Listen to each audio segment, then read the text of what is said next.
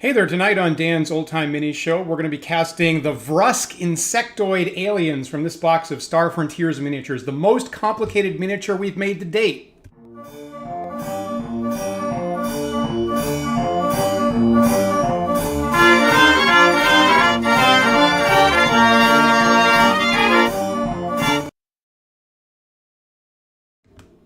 Hey, and good evening if you're joining us live here on this Thursday episode of Dan's Old Time Minis.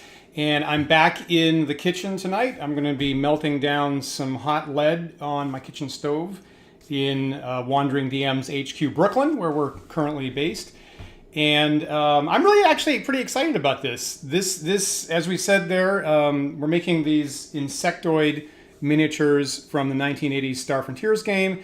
And the Vrusk insects, they've got a whole bunch of really elaborate insectoid legs sticking out. I am really unsure about whether these molds are going to work. So I think we're going to learn some stuff one way or the other tonight. And if I manage to pull this off, I'm gonna say that my mold making abilities have finally arrived. So I've been looking forward to this, frankly. I honestly don't know. I feel it's about a coin flip whether we're going to get these molds to work or not. Let me fire up the stove here, and we'll start melting some metal in a little bit. So glad you can join us here on a Thursday evening.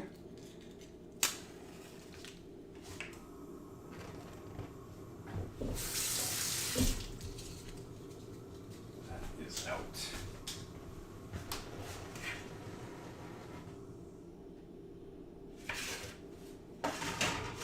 All right, so I got to undo the molds here, obviously. Is that a little wet there? But I'll let the metal start to melt here as we do that. So tonight we do have two molds. The Vrusk insectoid alien. Let me just look at the box here, if that's visible. So that looks like this is the intent right there. And it's the one, I guess maybe one of two things in this set that comes in two parts. So the miniature actually in the box comes in two parts, with the back thorax part, the more complicated one with all those legs, and the front, the head part, a separate piece. So I have made in the last 2 weeks 2 molds for those 2 separate parts, and we'll try to get both of those working tonight, and then if it works I can assemble them off camera. But I don't think any of that is completely guaranteed. The other thing is that we've been trying to improve our process with fewer bubbles. The last couple molds I've made with these player characters, which are new to me, we've been having some bubble problems of air bubbles next to the miniature, and then that causes these metallic blobs when you cast it. So these 2 molds, one of them for the first time I started by painting on the silicone rubber, which is supposed to help. And then the other one, I just very carefully poured in the corner and let it flow over the miniature form. And I think it looked like there were generally fewer bubbles in the mold just coming up on the top. But we're going to find out for real tonight whether that actually worked or not. And Backreus, thanks a bunch for checking our channels there. Now we're online. So let me undo this. Let me see which was which. Now I don't remember. I think that this one was the head part. I think I was doing that first, and this was the back part that I was doing second. Let me open up the head part here.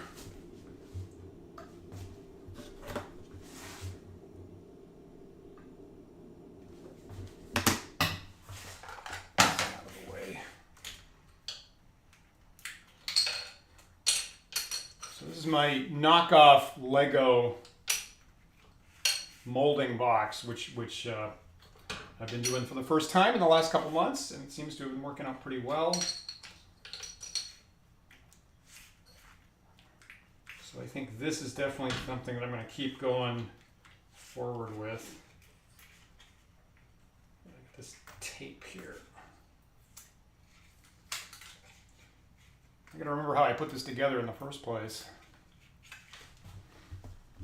Is this better? This might be better.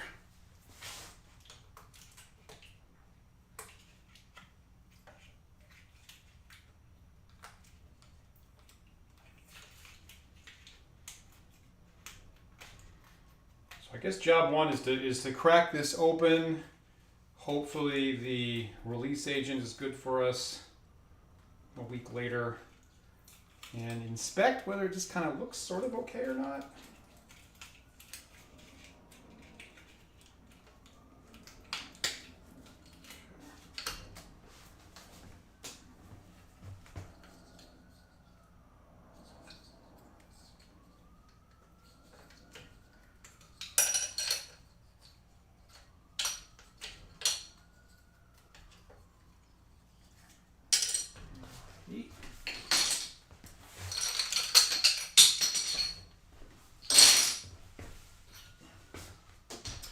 Okay, so I think this was the head part, I think.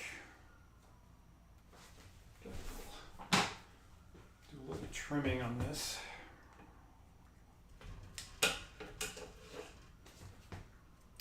All right, and we also had a new pour hole that I made out of green stuff.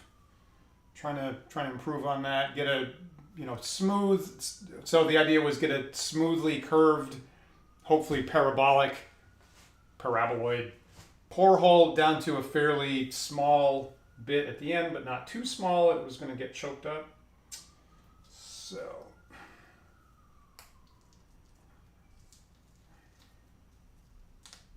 yeah, okay. So there's the head part right there. So take out the pour hole. All right, so that looks pretty good. Pretty good. I don't think, this is always going to be an issue. I don't think the pour hole actually connected, but what are you going to do? I mean, it's not actually part of the same miniature.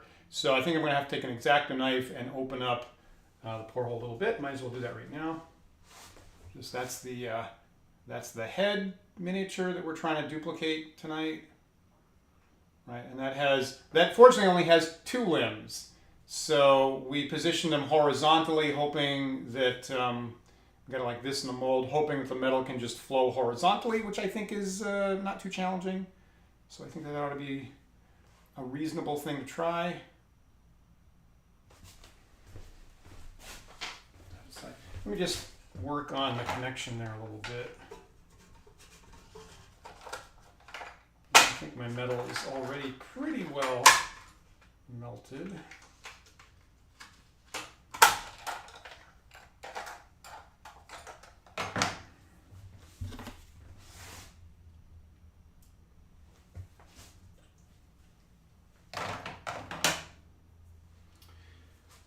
Okay.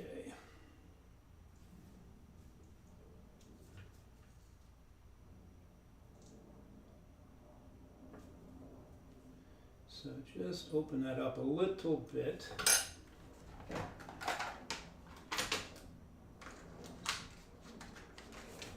Maybe with some tweezers would be appropriate.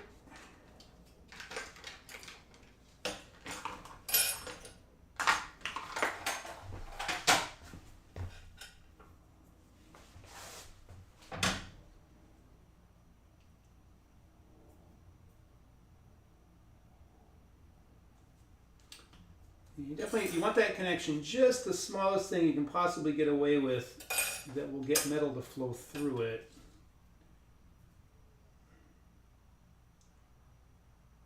To minimize flashing and so forth.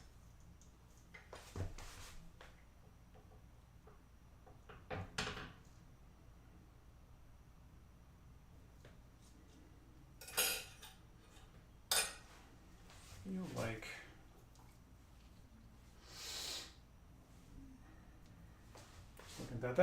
that feels too small to me. I think I'm going to open that up a little bit more.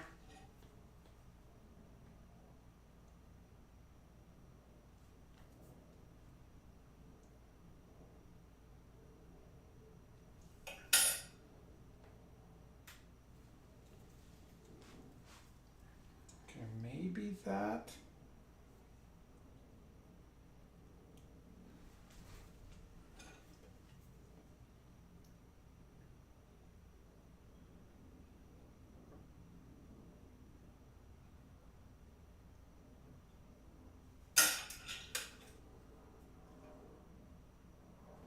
Now, as I do that, I'm realizing that the little bit that I'm working on here, right at the bottom of this head part, I don't have to be too careful with this because that's the part that's actually going to socket into the other part.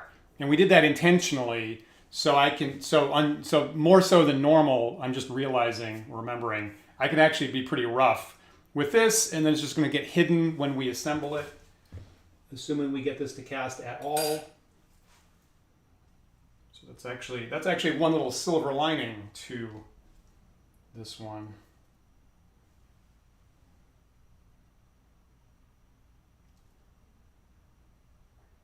I guess I'm gonna try that. I feel like that might be too small, but yeah, maybe not. Just a little bit more.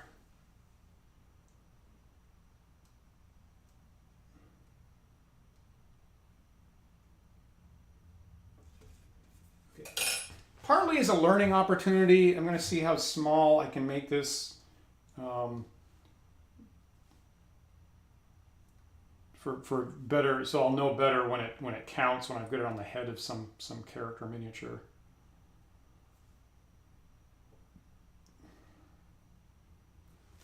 Nah, I think I need that bigger.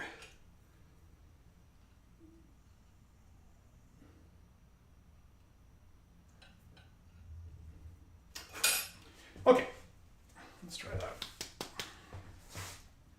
So as usual, put a little talcum powder in that as we assemble it. So I got this on a whole piece of cotton. Just kind of dust that. Might have done that a little bit too heavy, so I'll just clap that off in the sink.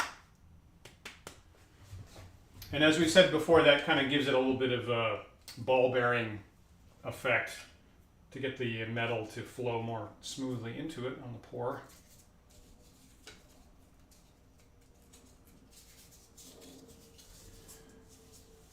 A little cardboard around it, some rubber bands.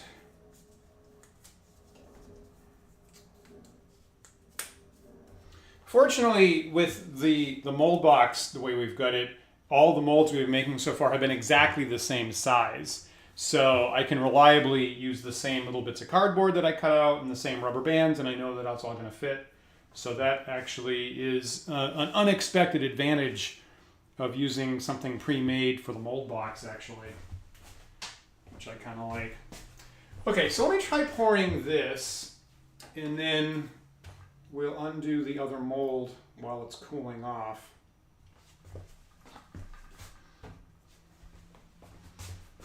It's pretty rare that I get a good cast on the first one, but we'll try that. Someday I'll figure out exactly how big that hole has to be. So let's try this. I think I got my metal, yeah, pretty well molten there. Again, as I do this, I'll throw out a little safety note. The original miniatures that we're using from the 80s, as well as the metal that I'm casting them out of, are lead-based. They're a little bit more than 50% lead. So I am pretty careful with this. I do this in the kitchen on my stove, but I've been careful to clear out any kind of food service items away from it. I clean up very carefully afterwards. I wash my hands carefully afterwards. We don't have any kids here, so I'm not worried about, someone putting a miniature in their mouth or something like that. Definitely want to be careful about that. The release agent, the rubber, can have vapors coming off, so I do have the windows cracked open. Usually I have a fan going or something like that with an air quality monitor. So try to be pretty careful about that, and we'll clean up very carefully afterwards. And also, don't burn yourself. So the metal is, when it's melted, it should be, I think, in the 300-degree Fahrenheit zone, I believe. And item number one is just don't pour it on yourself or anything important to you. So let's try this. Okay, I don't think that worked. It seems to me like I've got a very small pour hole to begin with. So it's kind of a small target that I'm going for. I might actually have to dig out the whole thing. That didn't seem like very much metal went down in there, so I don't think that actually poured in. So we'll set that to the side, let that cool off. I'm probably going to have to do better than that. But while we wait for that,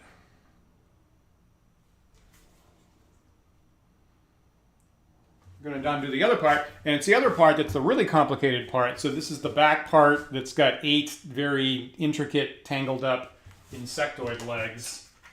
So we'll take a look in here.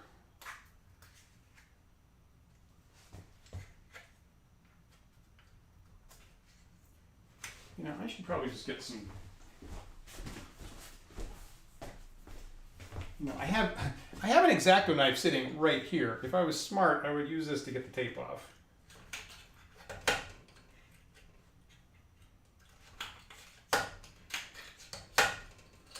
That is much more elegant than me picking at tape for a couple minutes.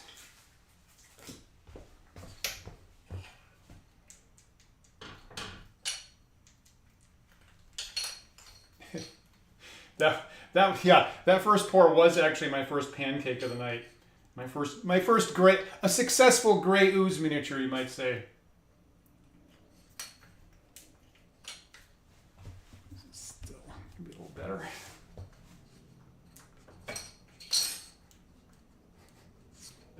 That's our Bob Rossism on this show. It's not a bad pour, it's a quality gray ooze.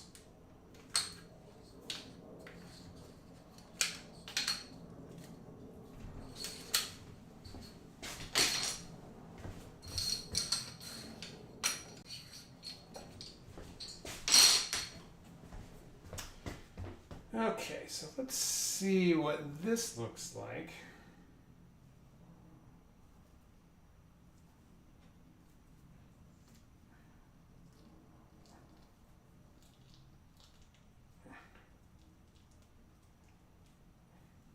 Now for some reason, that seems to be coming apart kind of hard.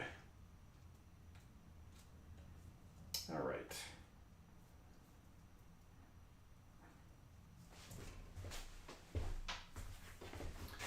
So there is the business end of the Vrusk miniature there, and you can see all the various legs that we're hoping get cast. We did situate them horizontally again, so hopefully the metal's going to go in and just pour out on the sides rather than having something that has to go uphill at some point. Even though we've succeeded at that in the past with some spaceships, we're trying to avoid that as much as we can. So I do have a little bit of clay in here, which I didn't get out. We were having trouble just digging the clay out from inside the joints and in between the edges of the legs here. So I don't know if that's going to be a major factor. This is a whole different beast, I gotta say. So that is the back end of the Vrusk miniature. That's what we're trying to duplicate here tonight. And you can see that the head part would just socket right in there if we get this to work. So that's a bunch of stuff. And I feel like, you know, technically it's kind of hard to see, but none of these legs actually touch each other in 3D. I feel that it's going to be really, if I get the mold just a little bit off, it's going to be quite likely that the two of the legs touch each other and become glued together. But the original model, technically none of them actually touch. Even though if any which way you project it, some of the legs are on top of the other legs. But in 3D space, technically they're all separate. So we'll see.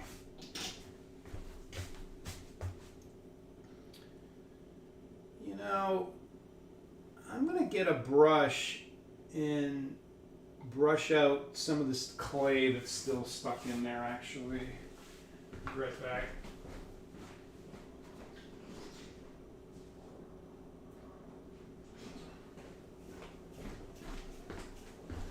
And this isn't great, but we just couldn't avoid it last week, getting all the clay that was wedged in between the legs. So I certainly don't want it floating around when we try to throw metal in there. It'll be unpredictable.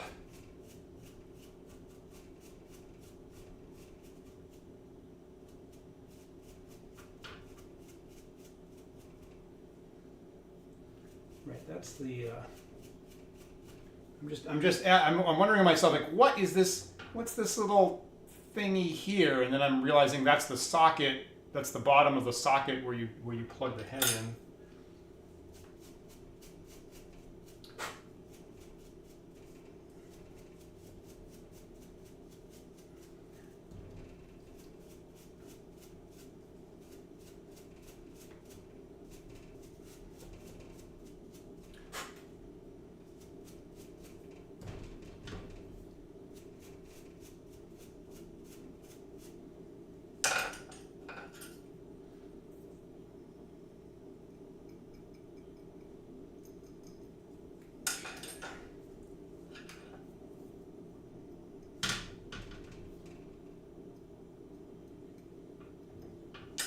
Okay, so how do I fiddle with the porthole here? Now oh, that's interesting. So I actually have, like without any adjustments, I actually have, boy, that's a small target for me, but I actually do have a little bit of a legitimate hole at the bottom of that. If I can get the light on it, which I may not be able to. But in this case, I actually do have a legitimate hole that I feel will actually work. I don't know why that's so different from the other one. But the hole itself is like a really small target. So I'm going to open up the end of it. Maybe I forgot, maybe I overlooked doing that on the other one.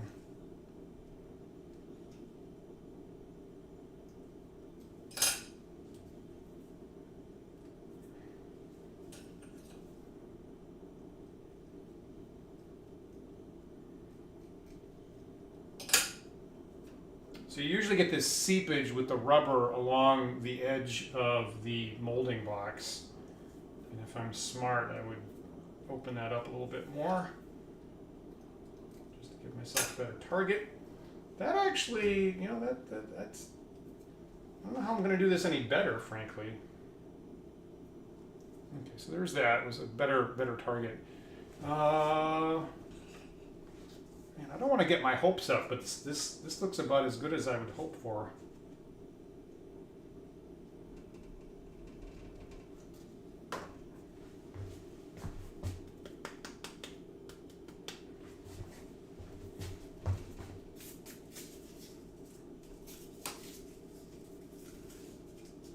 I said to my partner Isabelle, who's in the next room at the moment, what I was doing with this particular miniature, which is so much more complicated than anything I've done before. And again, she has a Master of Fine Arts in sculpting, and her response was she didn't want to do this.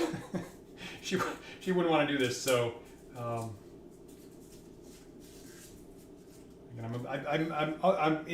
to some people, I'm a bit of a masochist that I actually like the mold making process. But this is certainly a lot more complicated than anything I've ever done before. All right, let's try this sucker.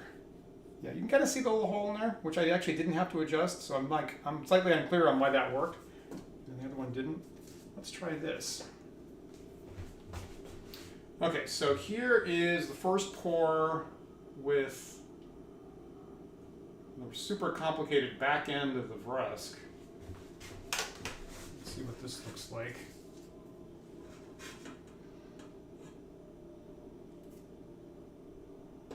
Interesting. I don't know. So I had some metal in there, and then it kind of settled. I feel like that wasn't enough metal that went in. This might. So I bet I get like part of this. Is what that felt like. Whereas the top part, I bet I got none of it. So let's see if the other one is cool enough to crack open here. Usually just takes a couple minutes. Again, the mold is hot, partly just from sitting next to the burner the whole time. Again, I'm a little bit more aggressive on the stream, opening it up, than I would be in normal life. But, okay, so I'm going to guess that this didn't work super great.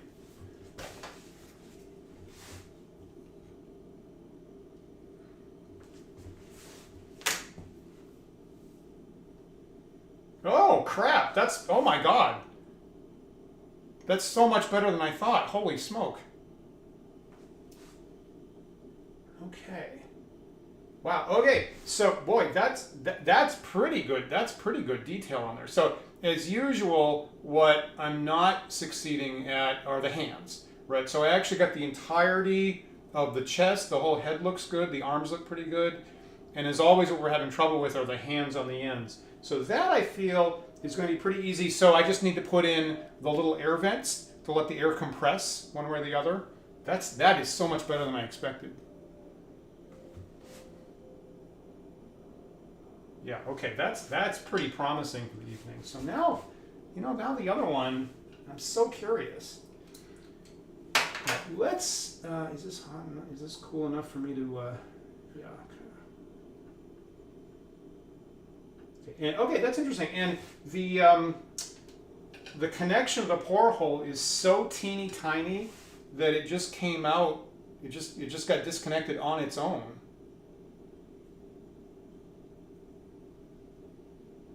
Get both of the ears there? Yeah, okay, so the boy, that is quite delightful, actually. That's pretty good detail there. Okay, so but the thing is, I need to get the hands in. So that is going to be a matter of just toss this back in the pot. So that's going to be a matter of putting in some of these air vents as we do. Probably should have done that before I even started. The question, should I put it down or should I put them up? Probably down. Down can't hurt.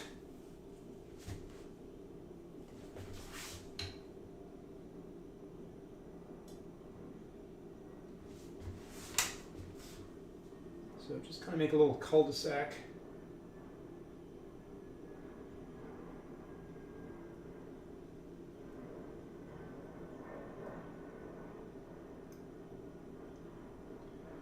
And if this turns into a little bit of flash, that's perfectly fine.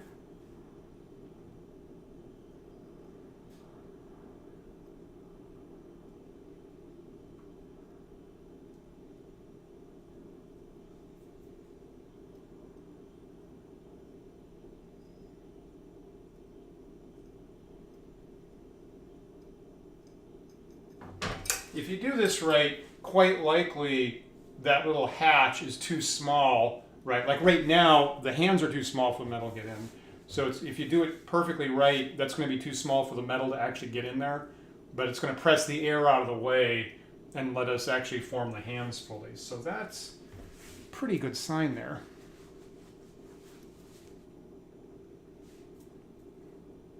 Yeah, William, it's a good question about putting something in there to make vents in advance. And I think I've seen that kind of advice in the past.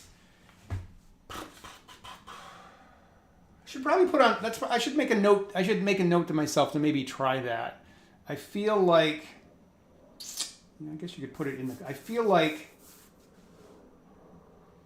I've thought about that in the past and it just seemed complicated. Like then I'd have 3 or 4 things floating around the rubber that when I flip the 2 sides, I'd have to keep it in there for both sides of the mold, and I think I'd be worried about jostling it on the second try. Maybe is what occurred to me, but maybe I should try that and see if that works. Hey Jerry, hope you're well tonight. We are totally bugging out when I see whether we managed to cast the back end or not. I'm super curious. All right, let's try the top part again. I thought that was a complete total failure, but it came out much better than I thought. Well, you know what? I have to open up my target hole here.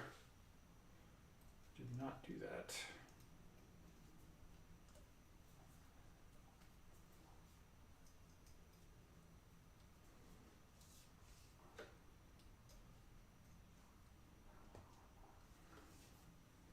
I think at this point I've managed to develop skill level at least 2 in aiming molten lead. The fact that I actually got it in the teeny tiny hole the first time was better than I expected.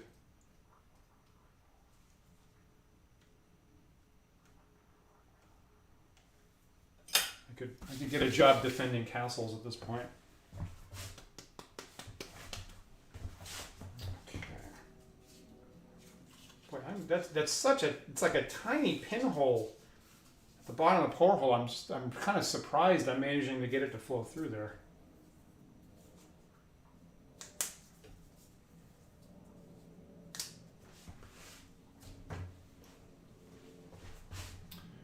All right, so let's try this a second time. I suppose if this doesn't work again, I might want to open up the porthole a little bit more and maybe get more momentum to it going down. But it seems like I got enough metal in that first time. Let's try this again. That seems smoother. That seems smoother than the first time. So that seems promising.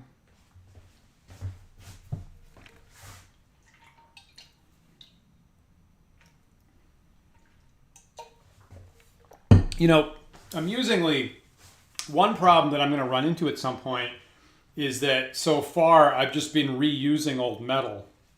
And so the Vrusk are actually pretty big. So I'm going to be depleting the metal in my ladle at the moment. And I'm going to have to go to a new bar, which is, I think, about twice as big as what actually fits in my ladle. So you can see, like in the past, I think I've had these, and I managed to take a hacksaw and cut the thing in half before I put it in the ladle. And you can kind of see here at some point in the past, I went to do that with this and then gave up and was just like, this sucks. I'm going to stop. So frankly, when it comes time to melt this down, I'm a little unsure whether I'm actually going to accomplish that properly or not, because it actually doesn't fit in the ladle. So I don't know if anybody has any genius ideas that I don't have to hacksaw this apart.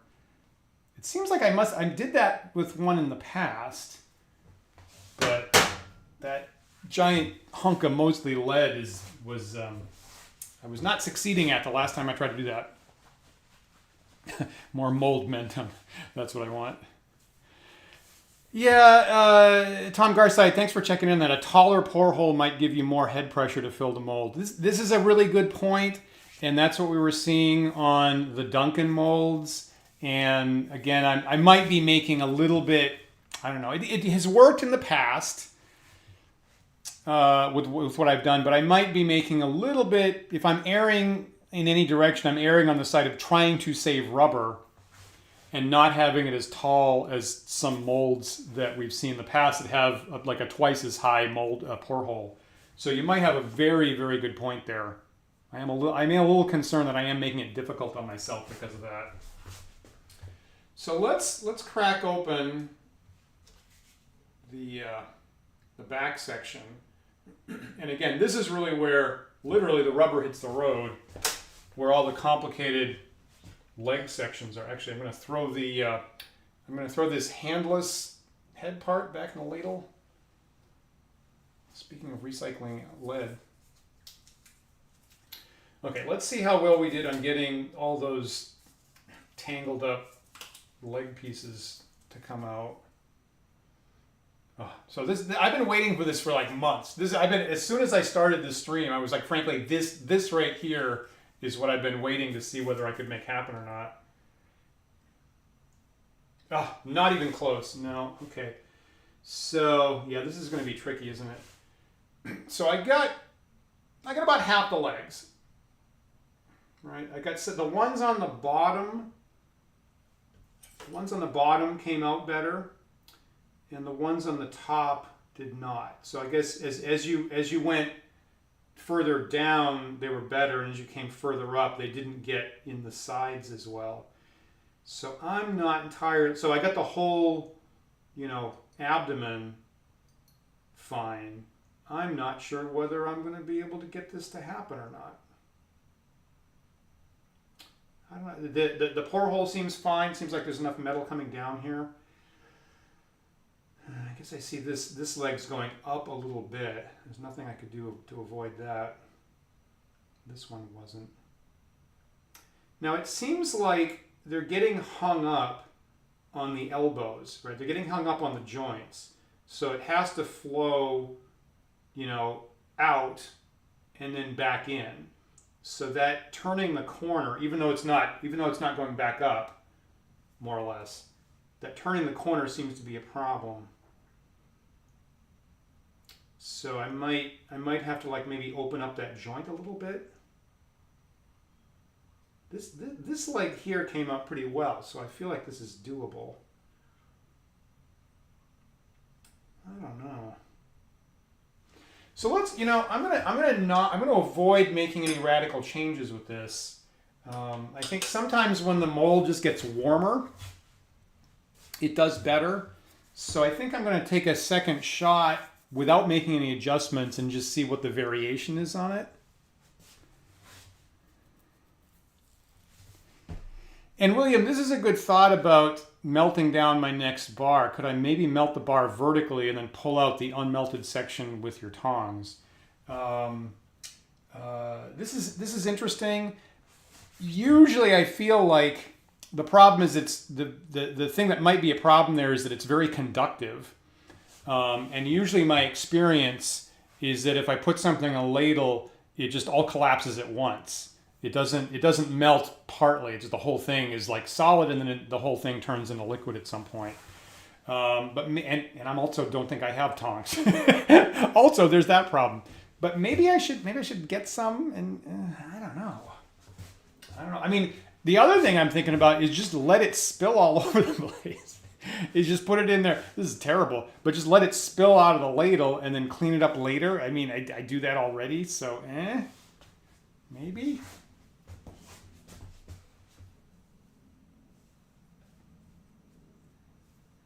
Yeah, okay. So that one leg is what we want. And the rest got hung up there. Now, amusingly, I actually have got a really good cast of the copyright mark, of the 1983 TSR copyright mark. I actually came out really well.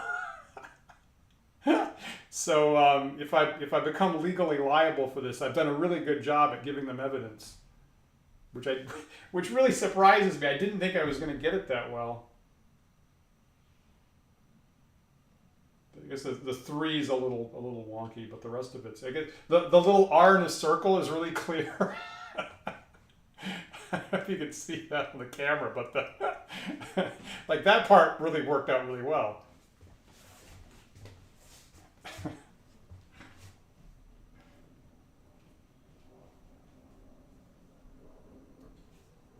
Okay.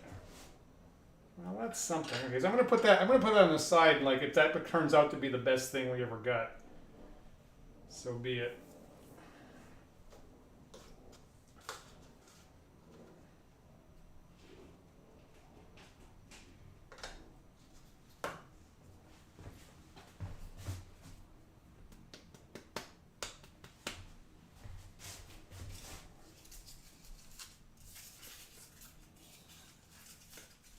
I want to say we're halfway there. I feel like we got halfway there.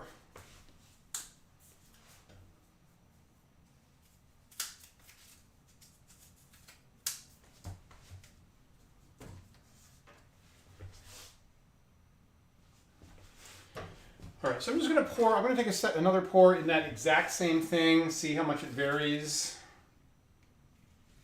See if maybe if the mold's warmer, it doesn't do better. Maybe.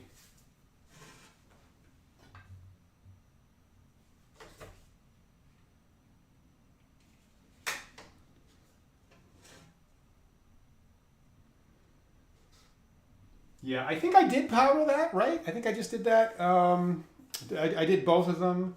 Yeah, maybe I should actually just heat up the ladle a little bit more. Maybe I'll try that next time. So I agree with what you're saying there, William. So let me make sure I get a clean pour.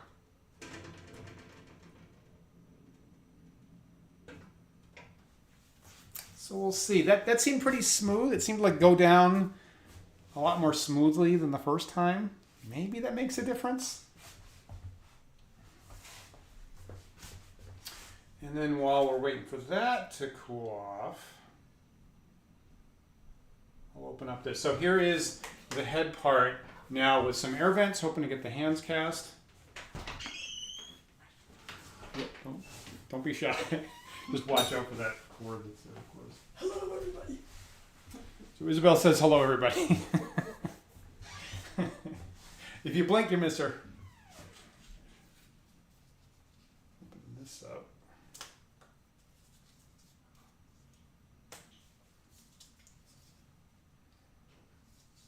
Haha, okay.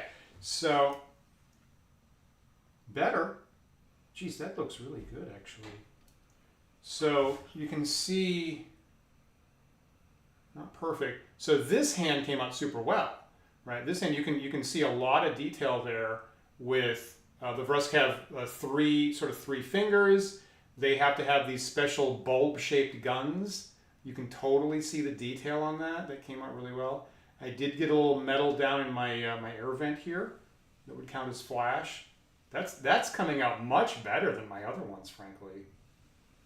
I'm also not seeing any bubbles. I think our anti-bubbling strategy is working pretty well, and I also feel like I'm getting more detail on this.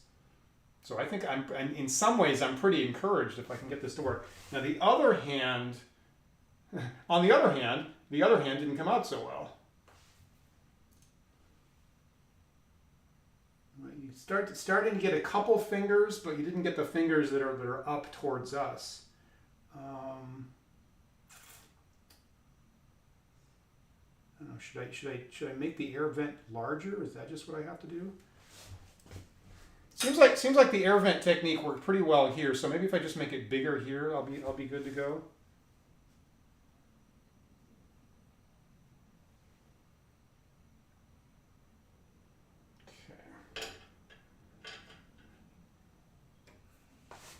So if I can get both parts to work, they're gonna connect up like this, basically. Well, finally, you have your Vrusk.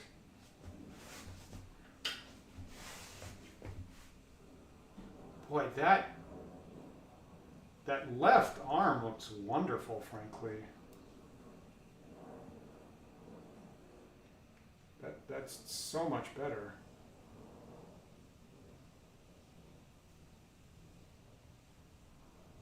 But it's this right arm I gotta improve on.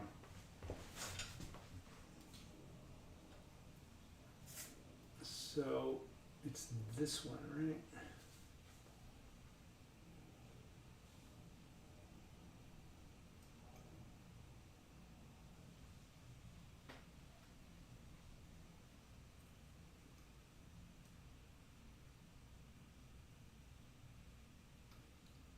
Just trying to make that air vent about twice as big as it was before. Also, I've got a piece of clay in there.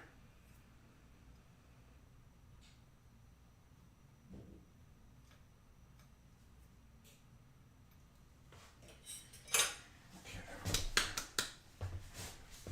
Sometimes tiny little adjustments, right?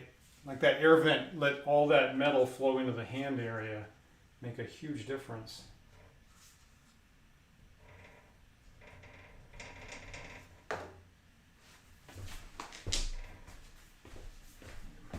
Running out of talcum powder.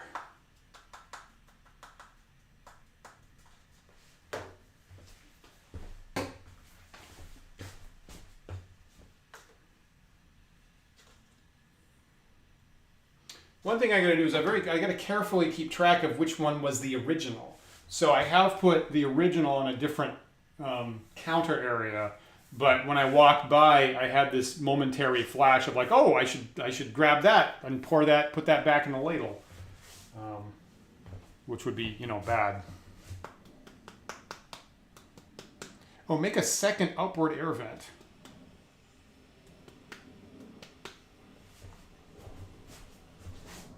Okay, that's a good idea. Let me try what I got here. Make a second upward air vent. That's a good thought.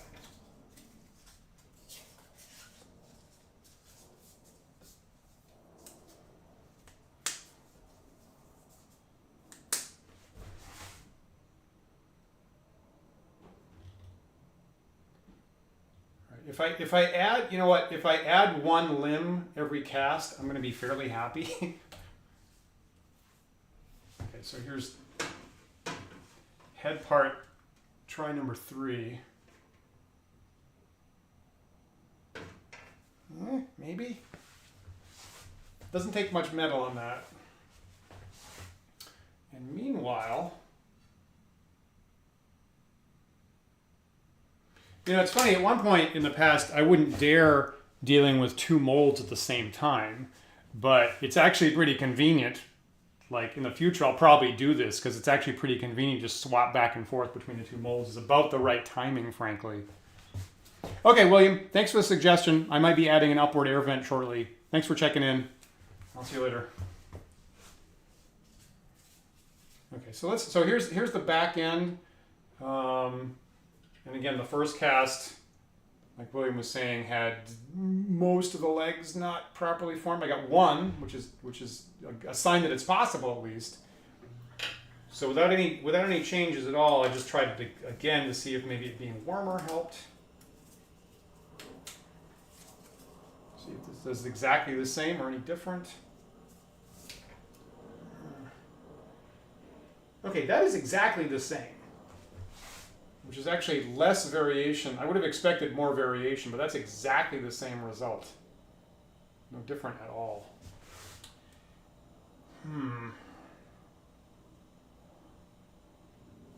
Plenty of metal pouring in there. So I'm gonna at this point I'm gonna turn up my burner a bit. Not too much. See if I can't just get the metal hotter.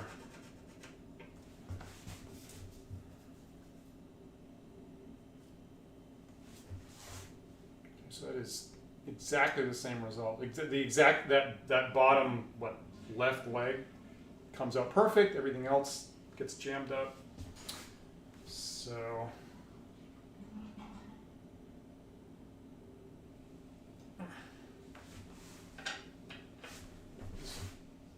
well, okay. I guess that's not 100% identical, but I guess it's.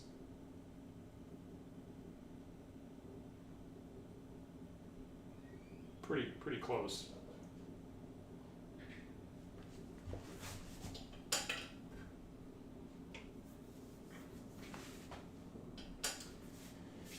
Yeah, I don't know what to do about that. I think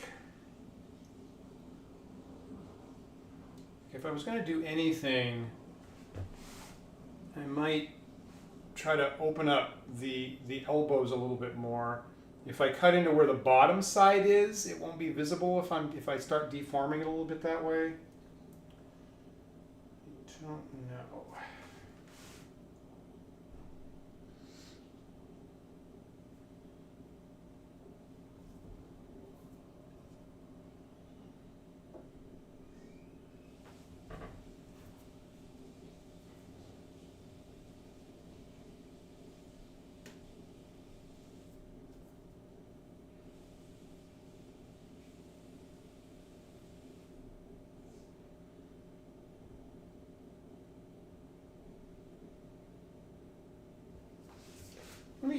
I'm gonna look at something on the original.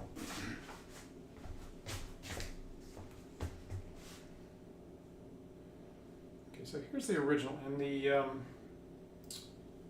just looking at this. So the original connection piece is totally smooth and round,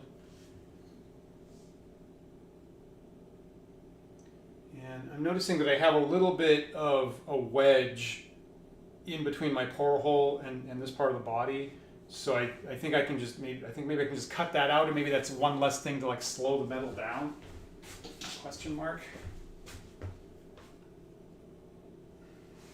So I'm looking at this little divot here. So maybe if I smooth that out, that'll help things a little bit.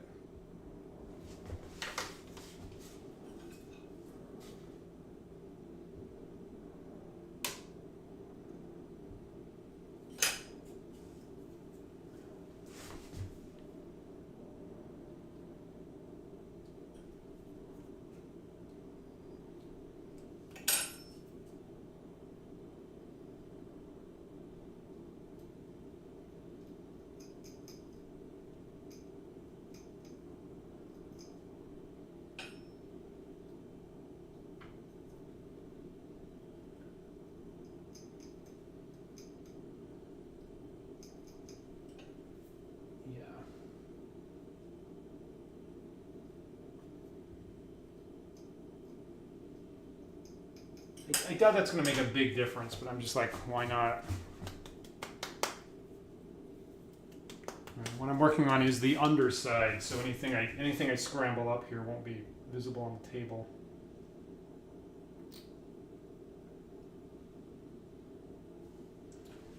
Just going to take, there's a little bit of like coverage with the rubber that has kind of come over the top. And I was worried about this mold being just a little bit concave. So I'm going to take off a little bit of that extra rubber.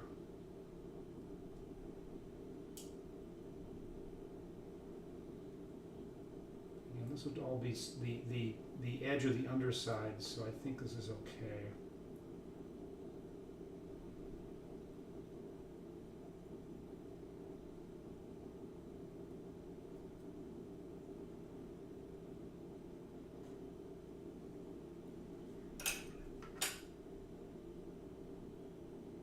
All right, I'm going to try this, and if this doesn't work, then I guess my next strategy is I'm going to have to start cutting into the legs and seeing if I can't open them up more. I'm trying to be subtle to begin with, and I'll get more aggressive later. Okay, so opened up a couple things a little bit. Got my metal hotter at this point.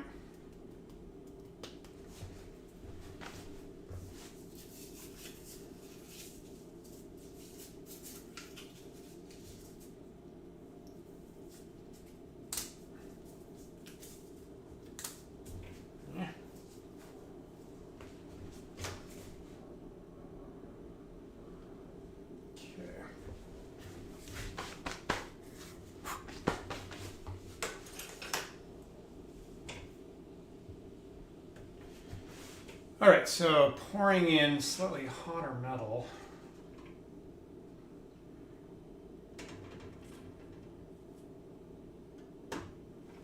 Maybe.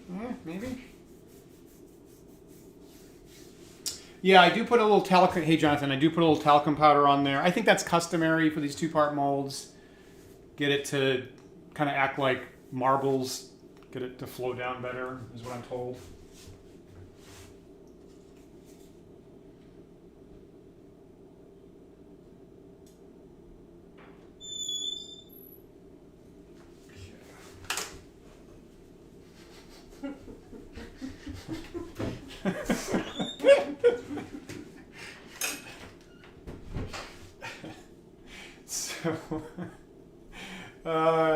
So here's the third attempt at the top part. So we got the I think we get the right arm working. I added a little bit more ventage to the left one. We'll see how this works. I feel like I'm going in a direction of this will probably work. The other part, I don't know. Okay, now see, this is the nonsense that happens when you're working with this. Is for some reason this time the mold did nothing, right? I got one little drop that went down. I got absolutely nothing out of this. And last time I almost had a perfect cast. So that's friggin' ridiculous. This process really should be deterministic. This is nonsense. But this is partly why I do this, frankly, is to remind myself the real world is somewhat less predictable than the stuff I normally work with, actually. So I really ought to open up this pore hole more. This is a waste of time doing this. So I'll just open this up a little bit more aggressively. Again, unusually, where this connection is going to be totally hidden when you assemble the miniature.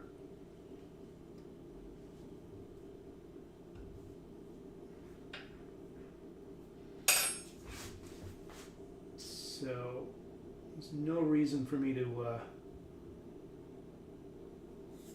be frustrated by that.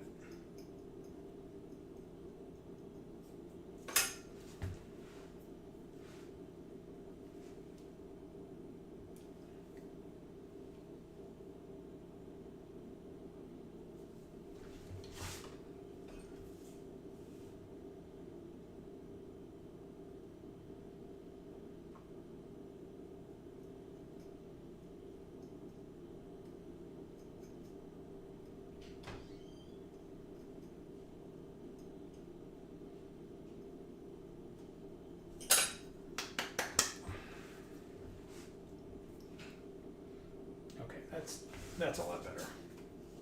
So funny story, I had a little bit of a shopping accident. That's a pancreas. Oops.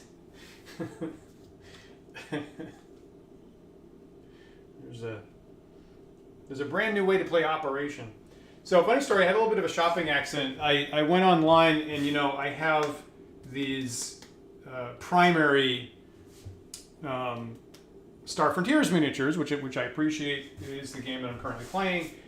And there's some slightly more exotic miniatures in the same line that, you know, I remember back in the day. And I was kind of curious about getting, like, for example, for the player characters, they also had a set of robots, specifically Star Frontiers robots. And it's like half-sized set compared to these. Like, these have about 12 miniatures in them. The robot set had like about 6. Okay, and you know, they're not a player character type in this game, so it's a little bit of a goofy addition, I guess. They also had blister packs of like a whole bunch of custom monsters specific to one particular planet, frankly. And I'm probably not going to be pursuing all of those, but I kind of wanted the robots pack. I mean, that's cool. But the problem is, based on their collectability, if I go on eBay, and it's pretty, there'll always be some there, some Star Frontiers robots. There'll usually be like 3 or 4 packs available. But they tend to go for, and this is for like 6 miniatures, like $70, $80, $90, which is kind of past my price point. And then the other day, but I still go and I just kind of scan and see if there's any that might ever be less expensive. And so I found a set the other day that the guy had painted, which is unusual. Normally, they weren't used a whole lot. So normally you can find them still shrink wrapped and things like that. So this one guy had actually used them in a game. He'd broken open the shrink wrap, obviously, probably decades ago. He had painted it. He still had the box. He still had the foam packaging, but he had the robot miniatures painted. And as a result, since they weren't collectible the same way, since they weren't in shrink wrapped, the price was half what you'd normally pay. And so I guess a lot of people would be like, "Oh, you destroyed the shrink wrap. It's not mint anymore." And I'm like, that's the thing that I want. I want someone to paint my miniatures for me. So this is a massive value add that's going to save me a whole lot of painting time. And weirdly, the way the economics go, I paid half as much for them to come pre-painted in that case. A lot of other stuff that's not going to be the case for, I think, with like, you know, if you get something modern that's on the market right now. But for me, the other day, I was like, holy smoke, win, win, win. Save money. Nobody else wanted it. Pre-painted. Everything should be like this.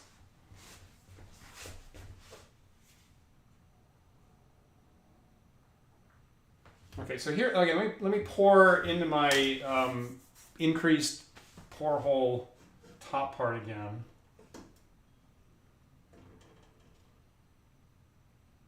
Okay, that was pretty smooth. And while that's cooling off,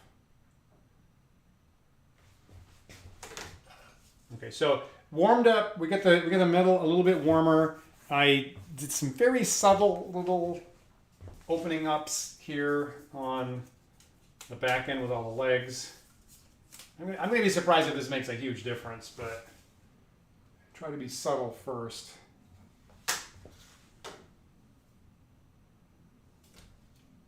Well, okay. So subtle adjustment gave me a subtle difference. So now I got 2 legs. So I got this one that's always working, and now this one. And I took just a tiny little bit of rubber that was kind of wrapping over the top. That might not be what made the difference. But now this leg is coming out all the way out to the foot. That's pretty cool.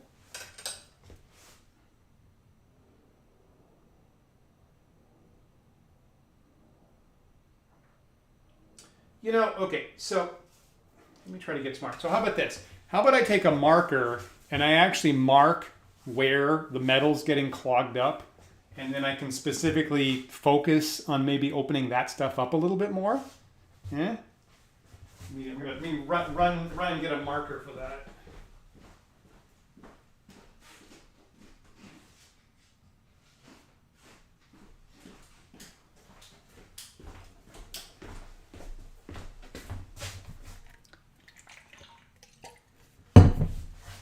Okay, now that is making me really think that this is actually possible that I can get this to work. Okay, so this is getting jammed up here, here, here, here, here, and I don't know, that foot?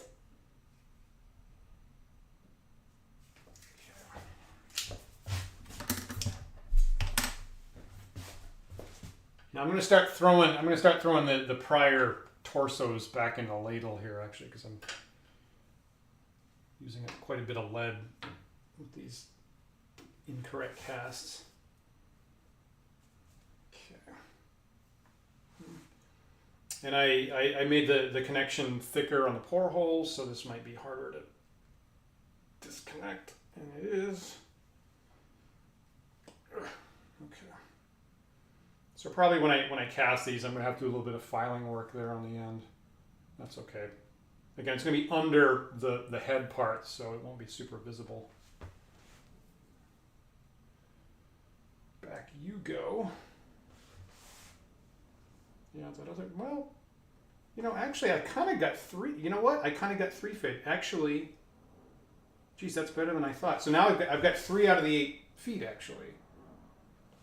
I was confused. Okay, so I got both the bottom ones. I was confused by this because I do have a little bit of a bubble here, right? That's the thing we were trying to work on to avoid. So I have a little bit of a bubble on this foot. But that foot was down in the rubber, actually, so it was hidden on me. It was hidden the fact that it actually cast. All right, so one bubble, that's, better. You know what, there actually, there's a little bit of a bubble right here. Like right where my thumb is. But again, that's the underside. Nobody's going to see that, so who cares? At least I'm not getting a whole bunch of bubbles all over the legs. That's actually a good sign. So I've gone 3/8 of the way there. Okay.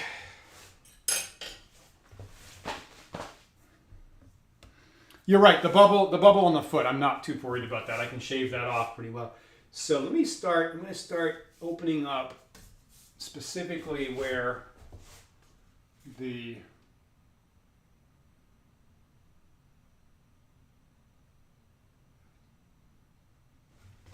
wherever the legs stopped, I'm going to work on opening that up a little bit more. Okay, so I got all the way down here. Okay.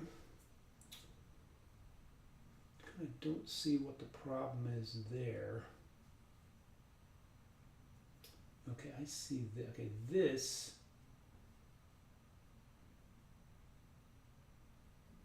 Okay, that I see. That would be a problem. And I think I've got to these 2 knees. I've got to just open that up a little bit more.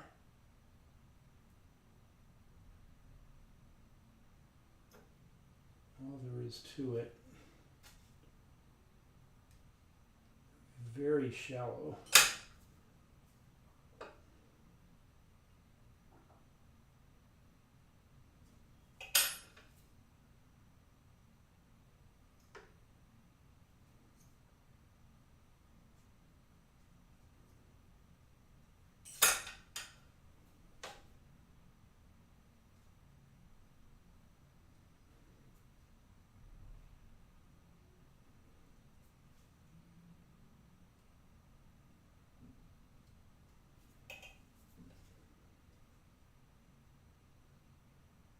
I wonder if that's bad. This might be bad.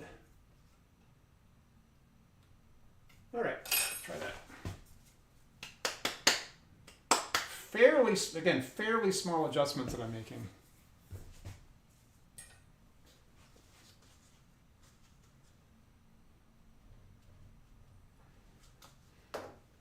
Partly because I managed to get 2 extra legs with kind of small changes.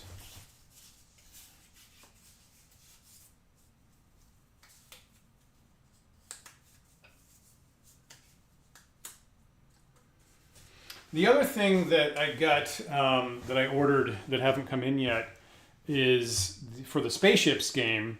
which is what I previously did a whole lot of work for, and I have a whole big 2 fleets of spaceships that I made, which is why I actually started this, is I got kind of this side product they had, which was some pirate ships, which have a different form factor.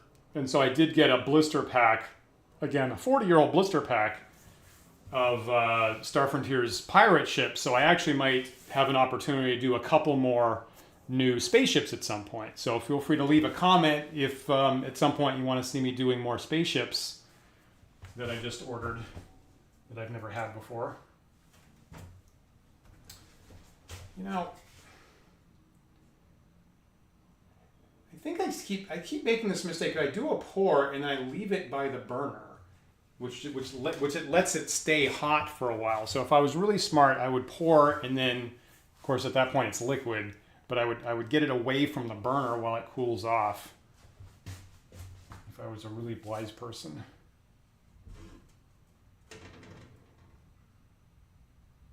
Okay, I'll just move this a little bit away. Not jostling it too much. Okay, so here is the top part again. Right, and I opened up the pore hole quite a bit more to make sure it didn't half cast like the prior one. So this mold is very warm.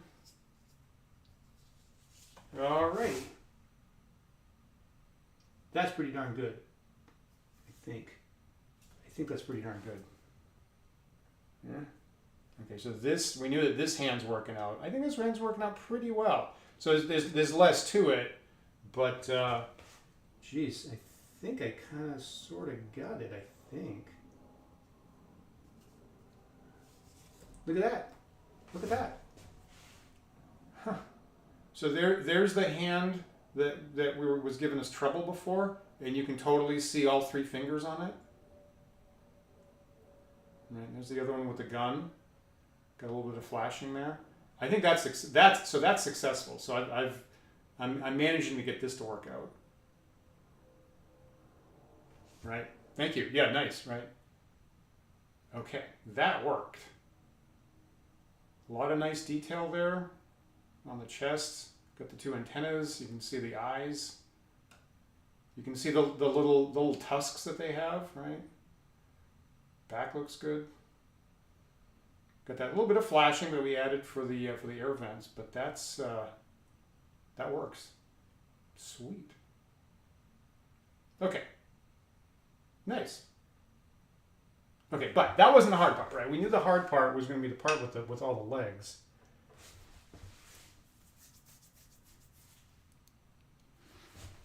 Interesting, Jerry. Have you ever thought about making the limbs a bit thicker and then trimming them down with a Dremel tool? I don't know how I would possibly do that.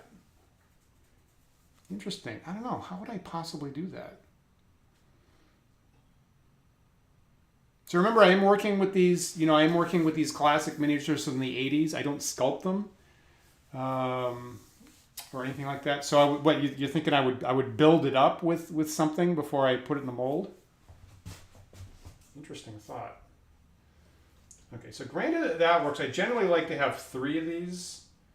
Is what I've been doing. I've been making 3 of a thing, painting it different colors, and then if my players, want to pick more than 1 of these, you can distinguish them with colors. So I'll pack that back up again. Try to get 3 of those. Very carefully. Interesting.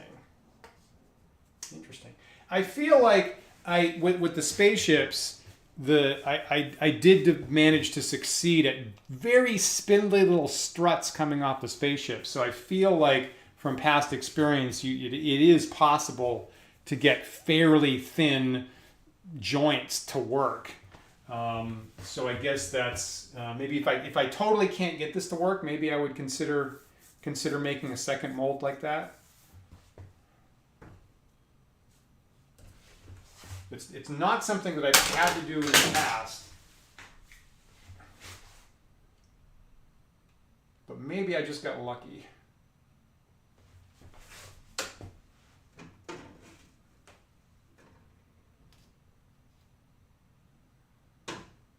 So there's a new head part at some point.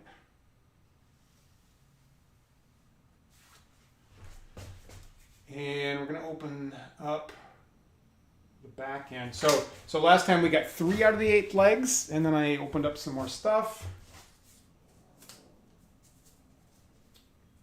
See if I can do better, or if I backtrack on that. As we've seen, sometimes that happens.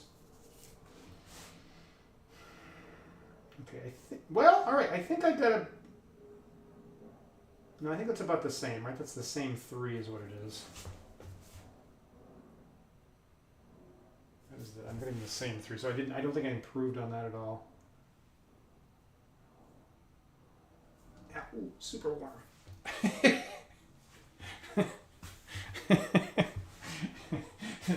Dan juggles overly hot lead.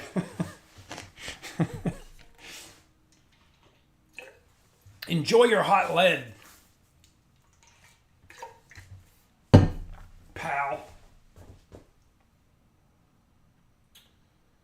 Well, what am I going to do? It's interesting that the bottom, I really only got 2 this time.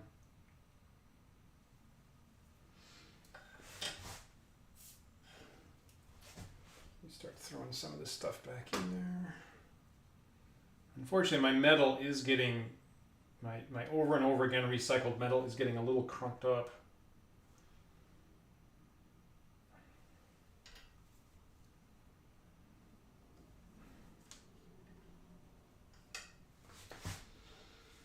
What to do?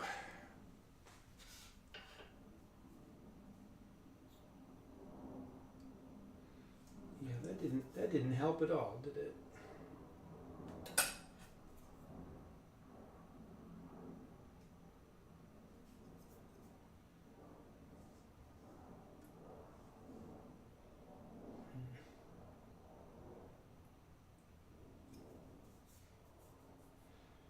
I don't know.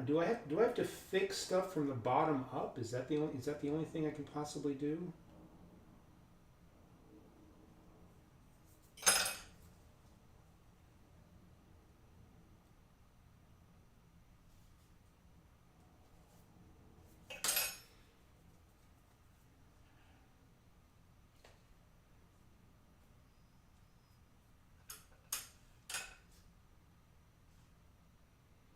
Okay, those are toes. Don't mangle that.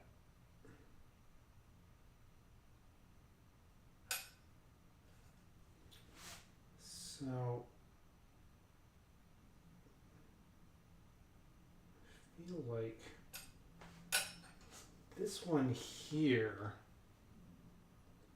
is like the next one that I have to fix.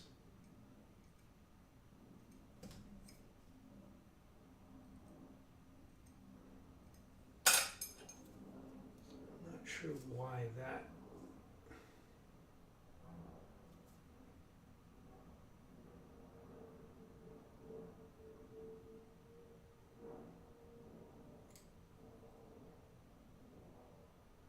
Oh, geez.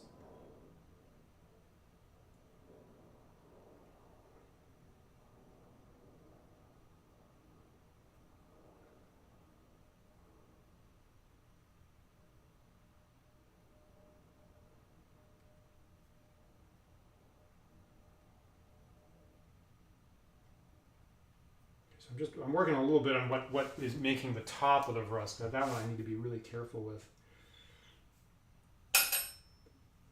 Why is that not? I don't understand this one.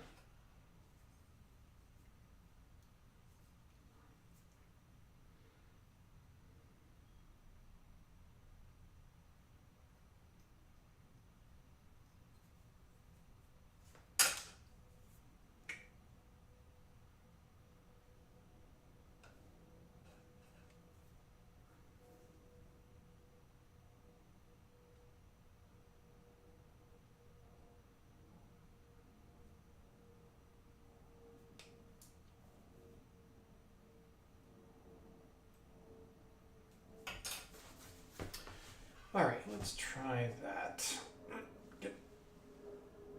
Break apart here.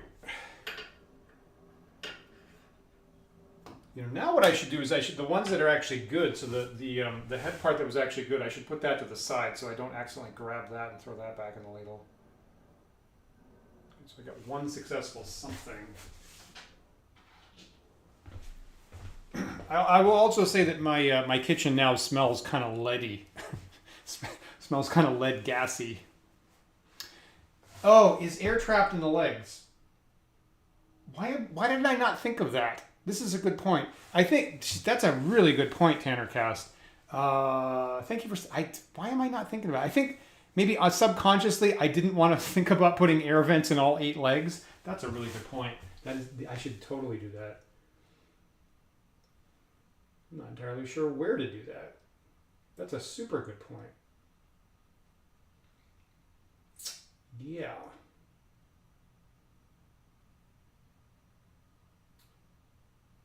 Jeez, where do I do that though?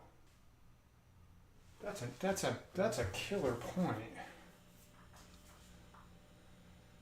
Well,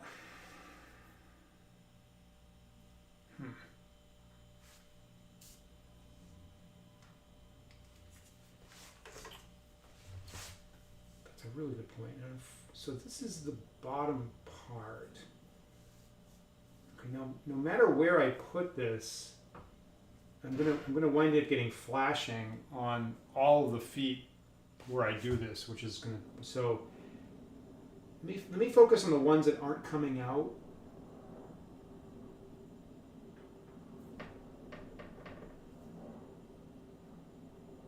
And at this point, I put them all back in the ladle, so I don't know which ones it was which. So let me. Tannercast, I read your comment like about 5 seconds too late, so I'm gonna re-pour this. And then pay attention to which feet aren't coming out properly. And I'll probably have to do that. Boy, thank you.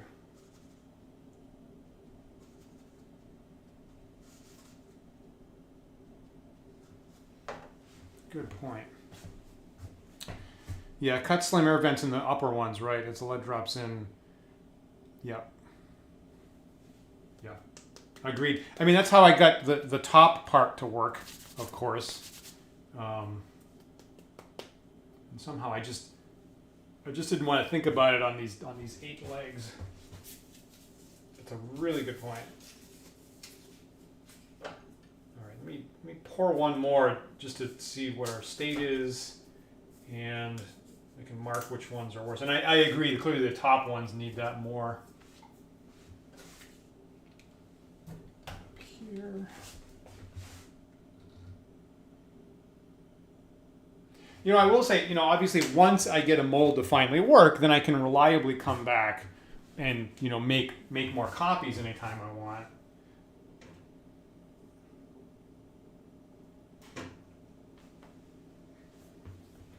But I am kind of challenging myself here with the most complicated thing I've ever tried to do here. And like I say, even my MFA sculpting girlfriend is like, I wouldn't want to touch that. That's like too much.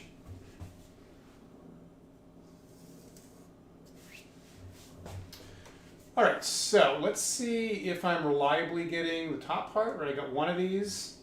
Always a little bit of variation. Let's see if I can reliably get this. Yeah, now this is a question I'm wondering about, Tan. I'm always wondering about whether I should do that. I guess this is an experiment. It's probably too late already.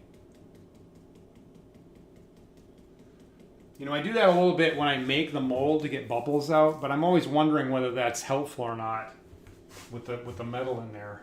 This is a good point. I'm going to try to do that going forward. Okay, great. Great. So this is now working reliably. A little warm. Looking pretty good. That's pretty toasty in my hands. This is about as warm as I want anything in my fingers at the moment, but that seems to be working out pretty well. A little flashing, right? Like Tanner was saying. So I got 2 of these.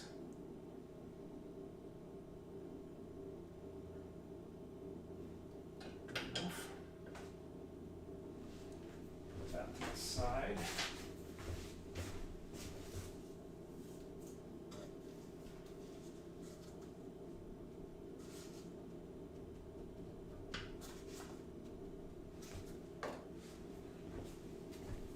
Yeah, thank you, Jerry. Yeah.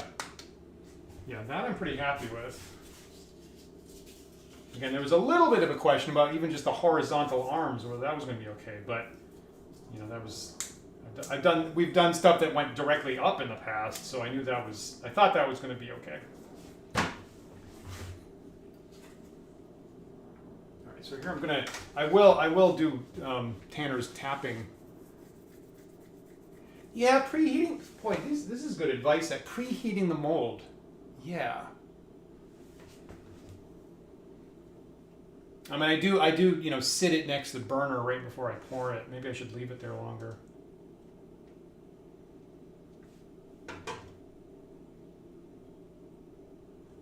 So I'm tapping a little bit, but it does make me a little bit uncomfortable because the puddle on top is threatening to spill everywhere.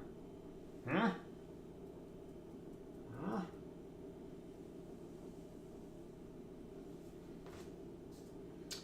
Okay, so here is, we're going to check in on the back end, mostly to see where do I need to put air vents, which somehow escaped me for a long time here tonight, until you reminded me.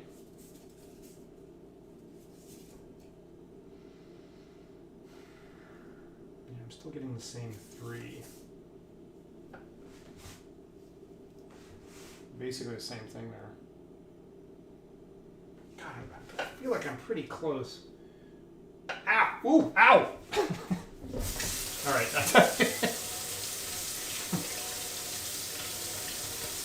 And that's why you want the sink right there. Am I speeding up? Is that what is am I speeding up my cycle between the two molds? Because it seems like they're getting hotter and hotter every time I touch one.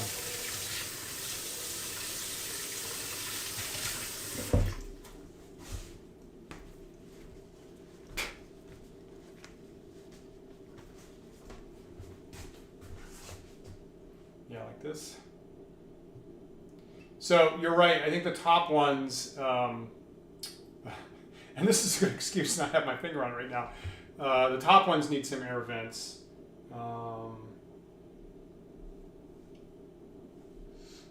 Also, the third one down on camera right. I guess that's everybody's right, isn't it?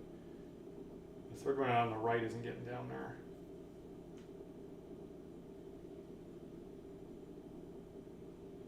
I think I get 3. So yeah, the top 2 on each side, and then a third one on the right. I don't know if you have other ideas about that.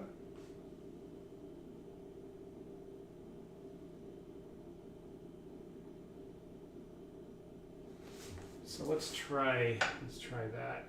If I can get this out of here without causing massive injuries.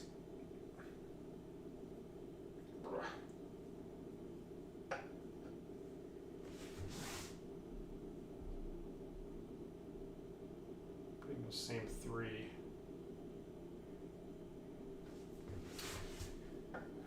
Let's see here. So holding that to the side for reference.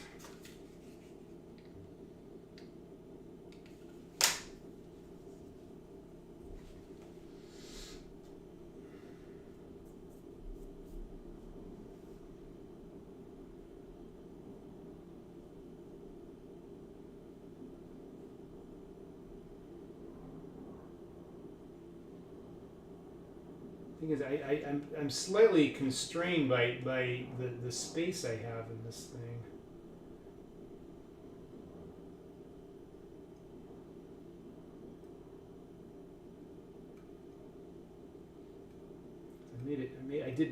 I made the mold really tight.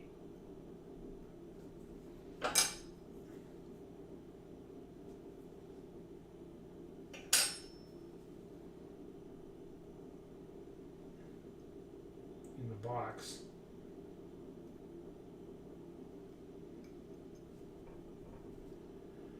All right, there's one.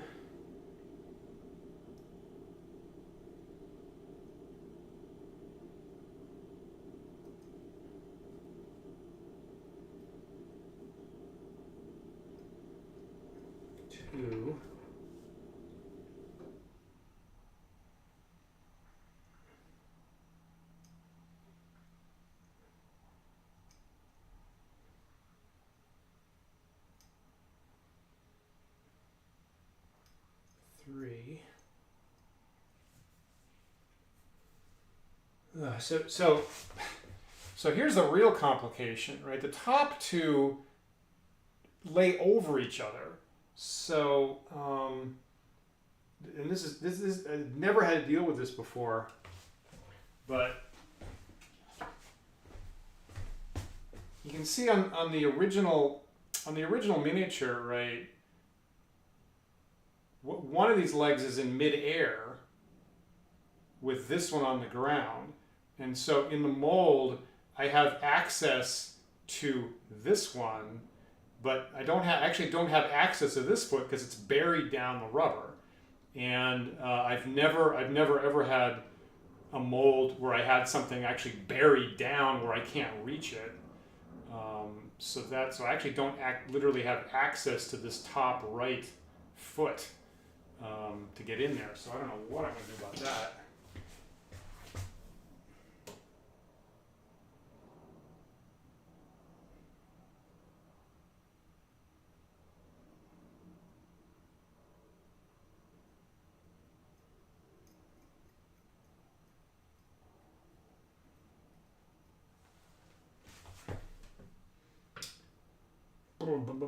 What am I going to do about that?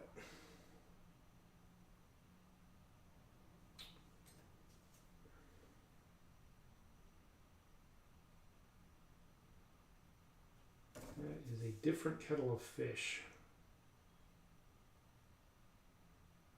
Huh. That one's actually got me stumped. So best success would be a small channel from the lower legs to the upper ones, then a small channel around the keys out the top of the mold. Holy smoke. Interesting. Boy, I don't know if Jeez. Interesting.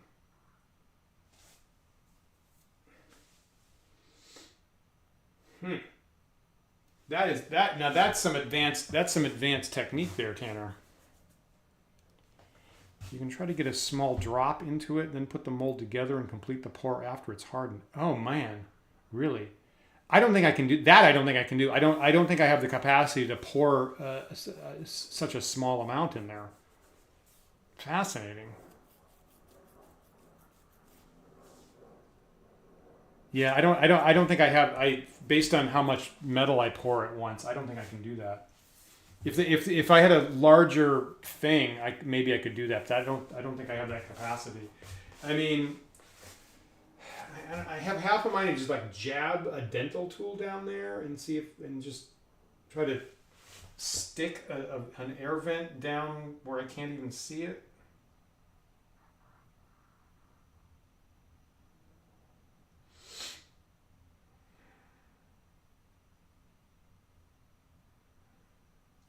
I mean, if I was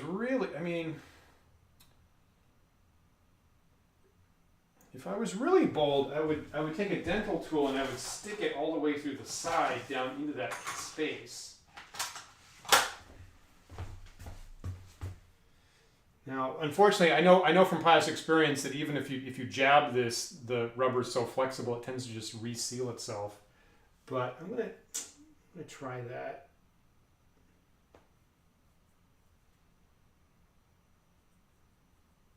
Okay, so I think I made a little bit of a space down there with that dental tool. Yeah. And if that doesn't work, maybe poke it all the way through this way with the dental tool. All right, let's try this, see if it's improving. This is great advice. I'm clearly near the boundary point of my capacity, of my mold making capacity with this. So I think I added five little air vents in there.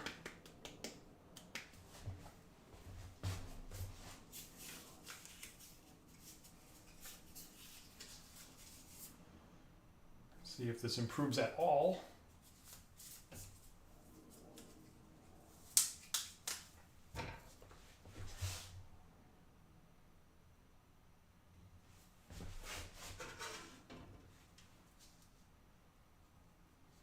You know, I'm going to let that sit there just for a second, just to warm up with Tanner's idea of preheat the mold.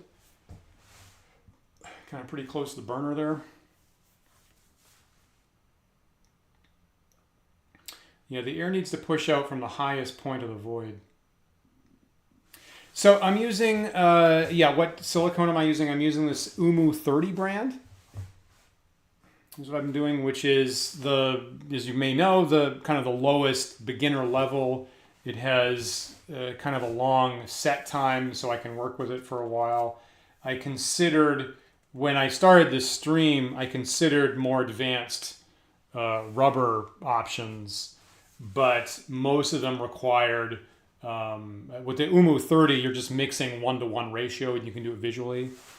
And more advanced stuff had issues of, they tended to have a ratio of like 1-to-10. I'd need to get a gram scale. I'd need to be weighing something. Most of it needs a vacuum degasser, which I don't have.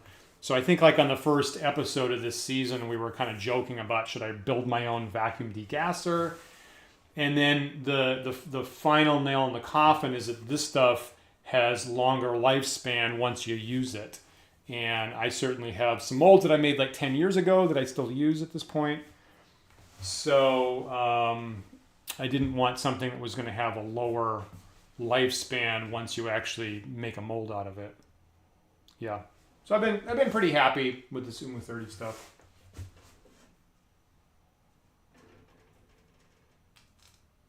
All right, carefully tapping. Maybe that'll help, maybe. Be away from the heat so I don't scald myself again. All right, now here's our third cast of the head part, and I want 3. So if this comes out reliably, we'll call that good for the head part tonight. Yeah, great. Super duper.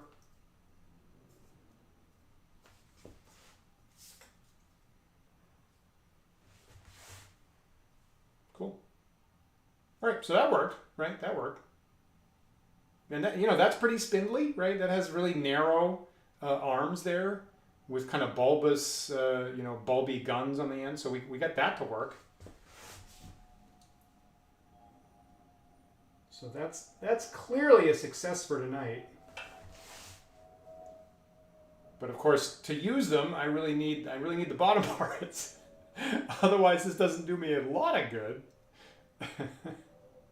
But that's clearly working very nicely.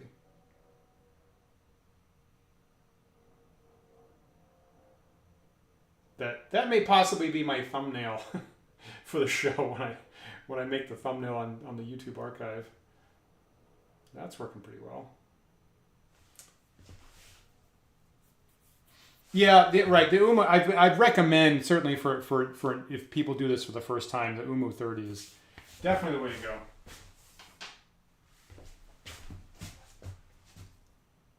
When we were discussing options here in the house for the stream, again with Isabelle having an MFA in sculpture, I was saying I'm thinking about moving to a more advanced rubber technique, and she's like, oh, you're going for the big boy rubber. Thanks. I'm pretty happy with the head part. So that mold is clearly a success. That's working nicely. So I'm going to put this to the side.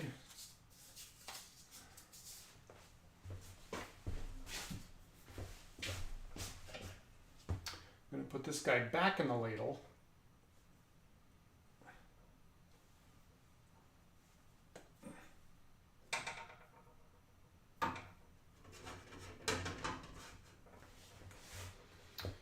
And let's see if I can crack this open. Hopefully I can't tell whether I've let this cool long enough or not anymore.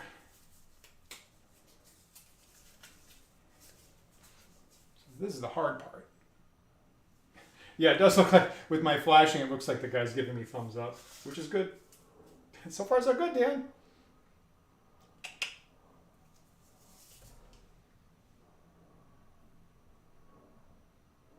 You know, that is helping. You know what? That's totally helping. So I think I got pretty close to 5 of the legs there. So this one here that I was worried about, that clearly came out. So it looks like I got 1, 2, 3, 4, maybe 5. This one and this one, the ones on the left aren't coming out. Okay, we're clearly improving though. Is that cool enough? God damn, it's hot. he said somehow surprised that the molten lead is kind of warm.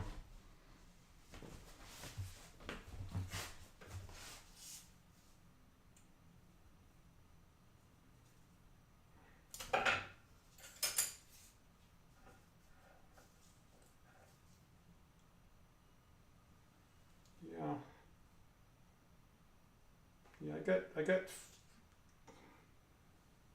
like 4. I got 4.5 of the feet working for me. So the bottom 4 are working. This one that goes down, I didn't get, but that's clearly an improvement. Air vents need to go all the way up. Now that's interesting, Tanner. I've never had needed that in the past, right? So I've always, I always have made, internal air vents that just allow it to compress inside. But I guess maybe for this one, I'm going to try that for the first time. Yeah, I've never had to have the air vents go all the way out. So the problem is the 2 on the left.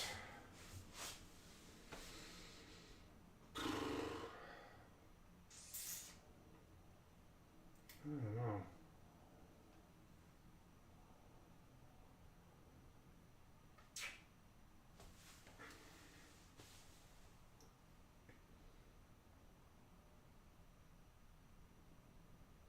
Like this, like certainly this maybe this was easy, but this one on the third one down on the right that I made an air vent going down, that totally worked. Right, that's the first time I got that with this one, with that little air vent going down. So maybe for a larger thing you might need that, but so far, usually just a little bit of an air vent either up or down, it doesn't really matter. It kind of works for me. So that's at least in my experience, that's what I'm accustomed to having work.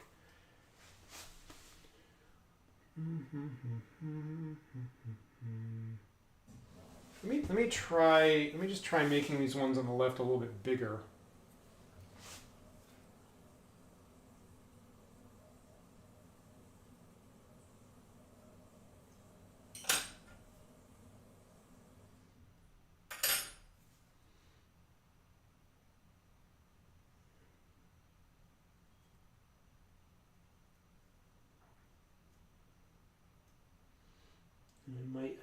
I might start mangling the feet here a little bit, but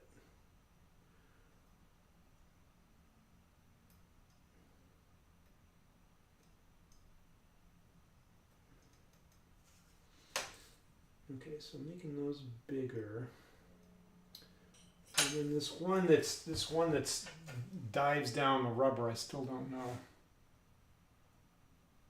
Okay, that makes sense. That makes sense, Tanner. What to do about this one here.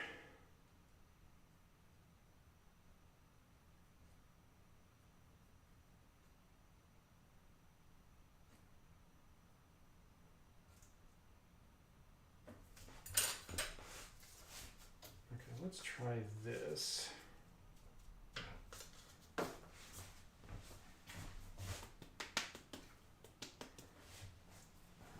So usually I run this stream for about 2 hours, so we're getting close to 2 hour point. So I would love, we'll see how close I can get to getting all 8 legs.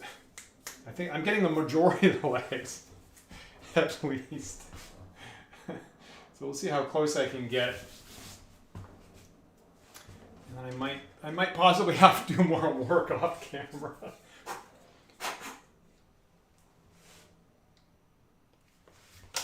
Let that warm up a little bit.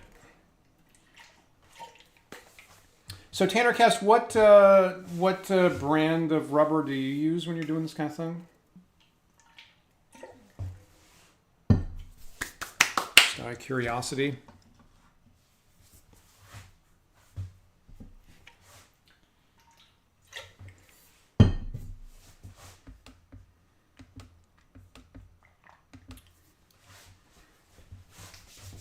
Let's try this.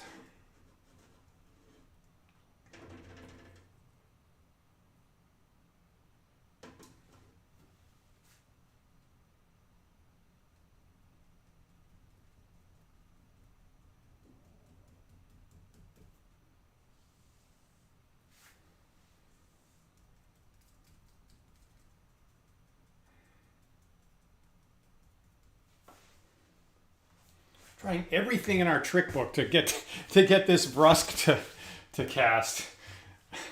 Powdering air vents, warming it up, tapping it. Got it. You used Mold Max 30 for a while, but the 10-1 mix is a chore. Yeah. That's part of the reason I wouldn't go for that. You don't need a degasser for that.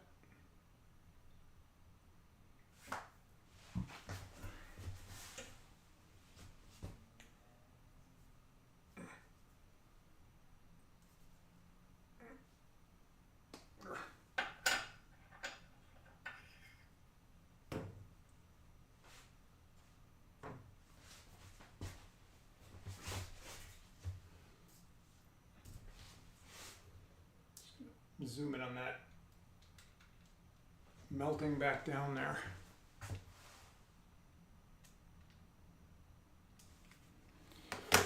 You could try getting a warm piece of scrap stuffed into the hole of the problem leg. Interesting.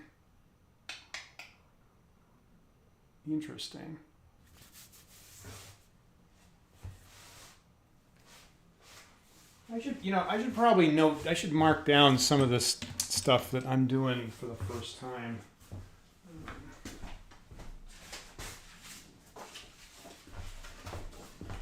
So the pre-warming the mold isn't something I normally think about. Tapping it does seem to help. I'm a little embarrassed that I forgot about the air vents on the 8 legs.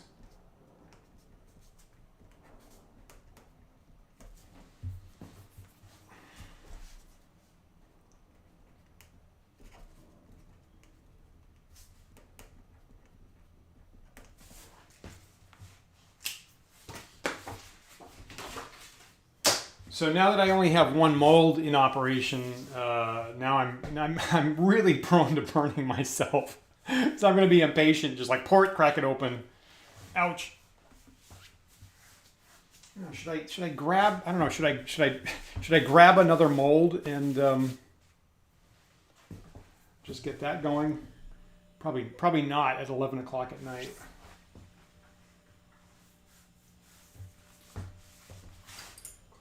Rubber here.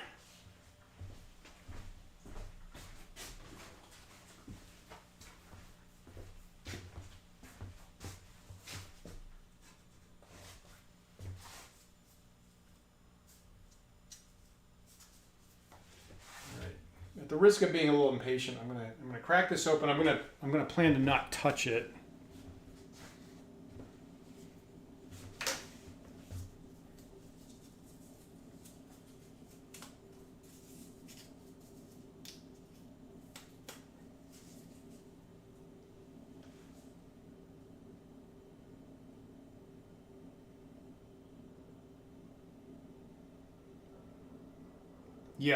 Yeah, interesting.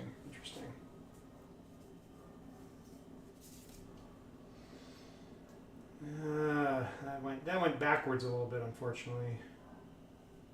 So I didn't get the bottom right foot. I'm not getting any of the top 4 feet.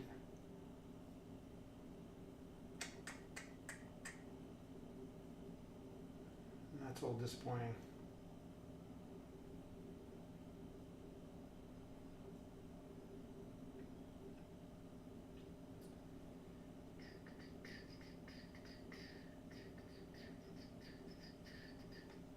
So if I start, so do you think it would help if I start connecting up the various feet with air vents? Do you think that's gonna help us?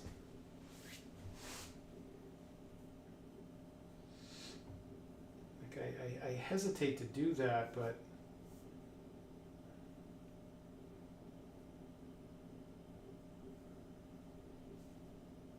so I really don't like the fact that I didn't get this.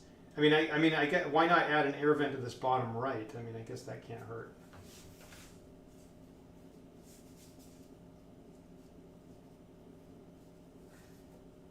If it's prone to doing that at all.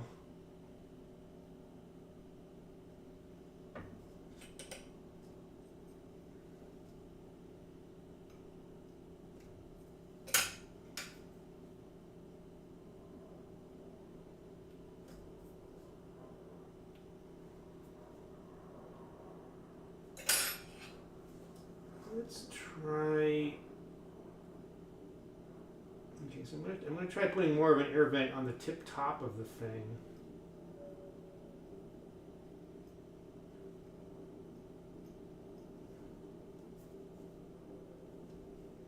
Here. And here. Wow, even the mold is toasty. My thumb is like, that is toasty hot.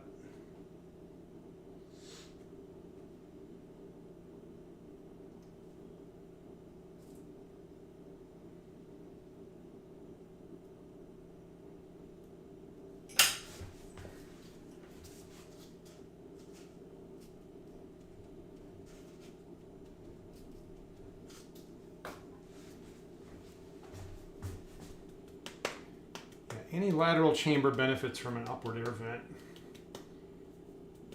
Makes sense.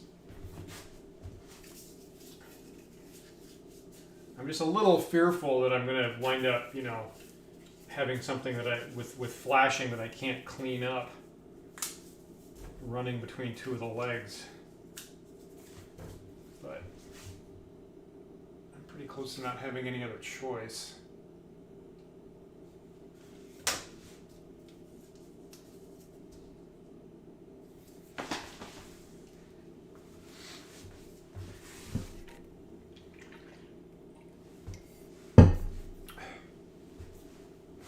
I don't know if anybody's up for a late night casting session, but my OCD puts me at great risk of just being here all night long. All night long until I get this to work or close to it.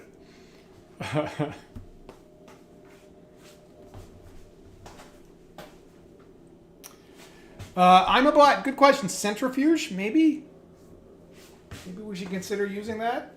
I don't know. I mean, I've heard of vibrating tables that you set it on. I mean, I don't have one of those things at the moment.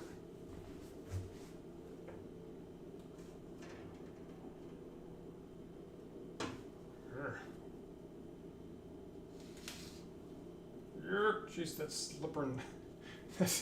my tapping, I'm sliding this puddle all over the place.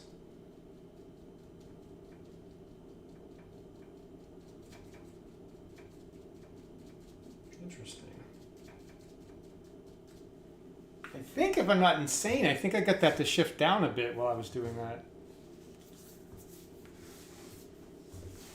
Spin casting. Jeez, this is stuff I've never even considered.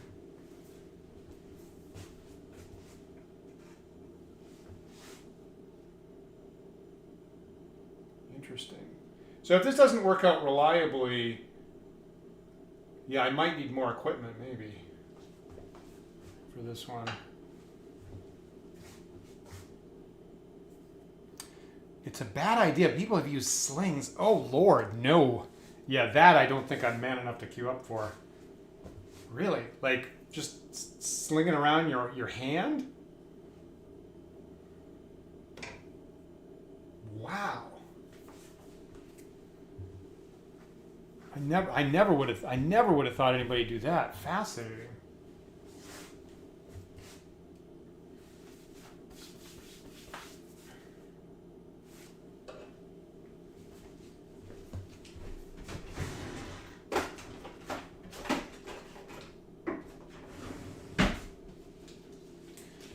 I'm going to start to do a little bit of cleanup here because it looks like I may possibly be here for a while tonight.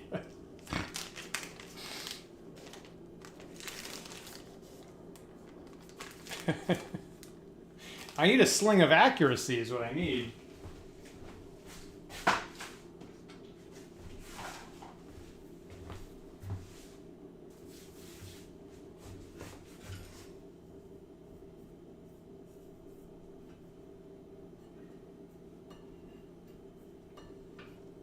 Some little bits of rubber on the stove.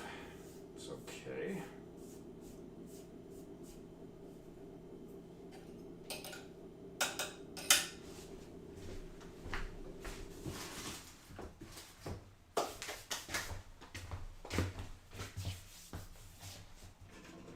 Now, if I get this to work, the plan would be I'd probably assemble and prime it off camera, and we'd be back next Thursday to paint them.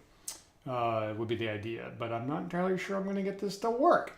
While I'm waiting for this, I'll remind you we had a really great show on our Sunday D&D chat show on Wandering Ams. I got to interview Michael Moorcock on Sunday, the legendary author, editor, science fiction provocateur, literary critic.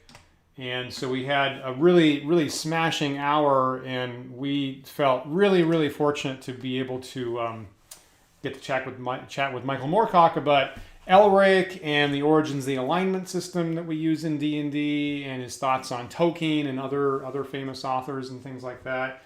I think he revealed to us. I think it was a scoop that he said the novel that he's currently working on, he assumes is going to be his last full-length novel, which is kind of bittersweet. And he said from then on, he's probably going to focus on short stories and novellas.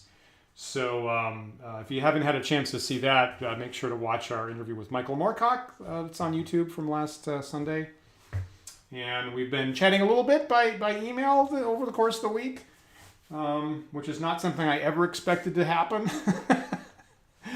But it's pretty amazing. So we are humble and really, really glad we get that to happen. Let me see. Can I? So there's where I splashed a little bit of lead there from my tapping.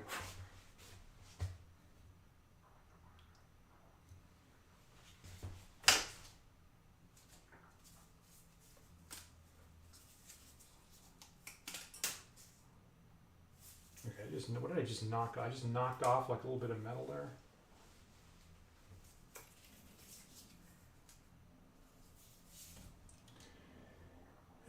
Okay, so I'm back to 5. I got 5 legs here, and the ones on the left. So I'm getting basically everything I can see on the right, which is encouraging. But I just can't get the things on the left.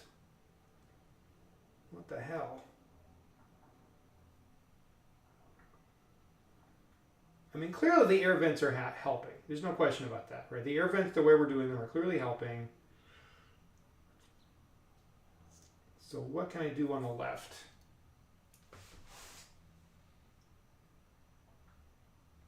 I am getting closer and closer every time.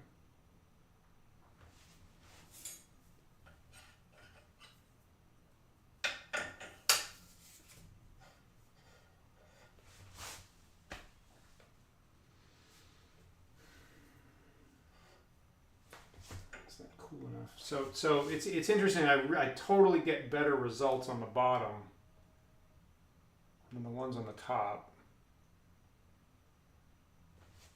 I guess I'm going to have to start getting pretty aggressive about those ones on the top.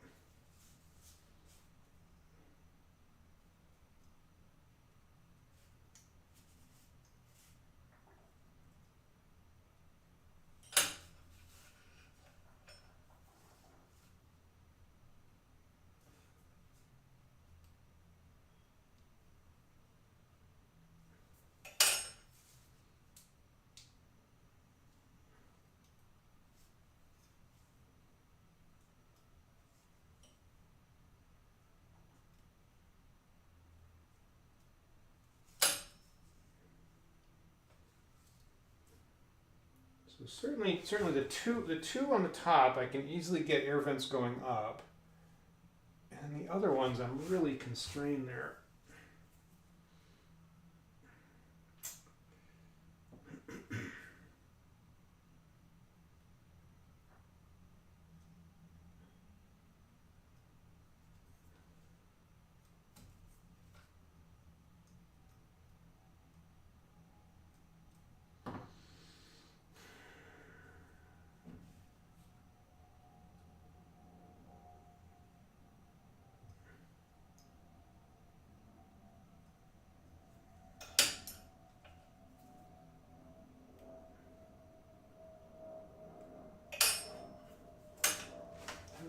The one going down, I don't know what I'm going to do about that. I mean, what if I take this air vent, and hopefully I have this on camera.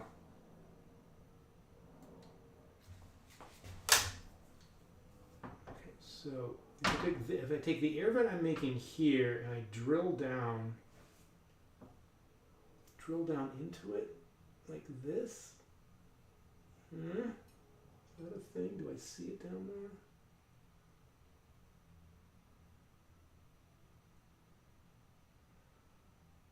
See, I know doing this doesn't really help because it just fills itself back in.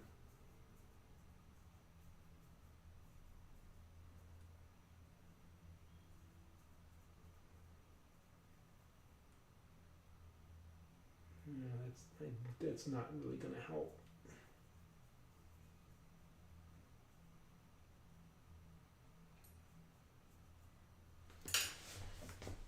I'm going to try it anyway.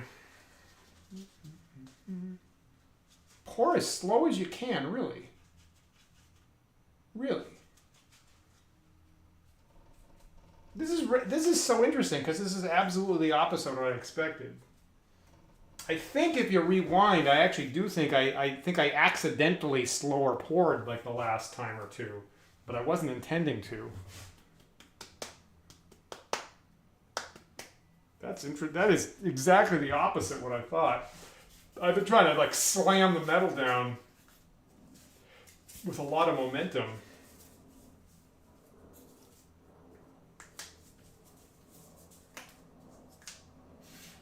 Let me try it that way.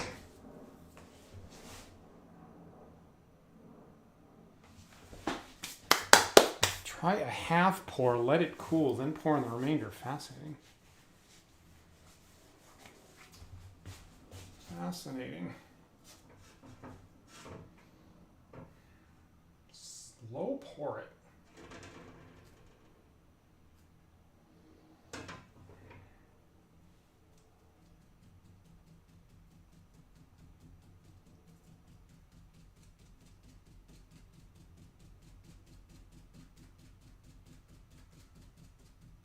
I don't know, that's about as slow as I can get it.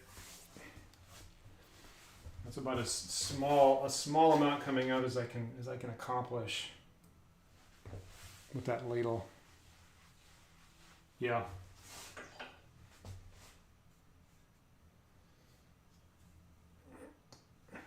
I feel like the tapping can't hurt. Like I do feel like the tapping conceptually makes sense to me.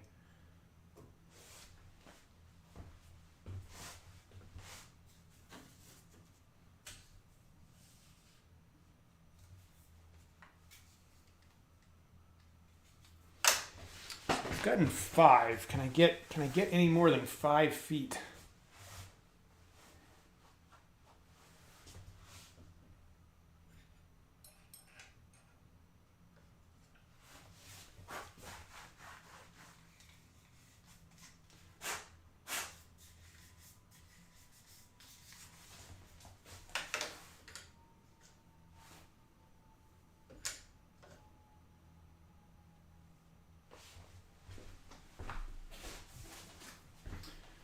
I should say we were actually playing, right? We were actually playing the game last Friday night, and if you know the Star Frontiers campaign out of the box, we were doing the first scenario where you're on a spaceship and it gets taken over by pirates and you have to escape.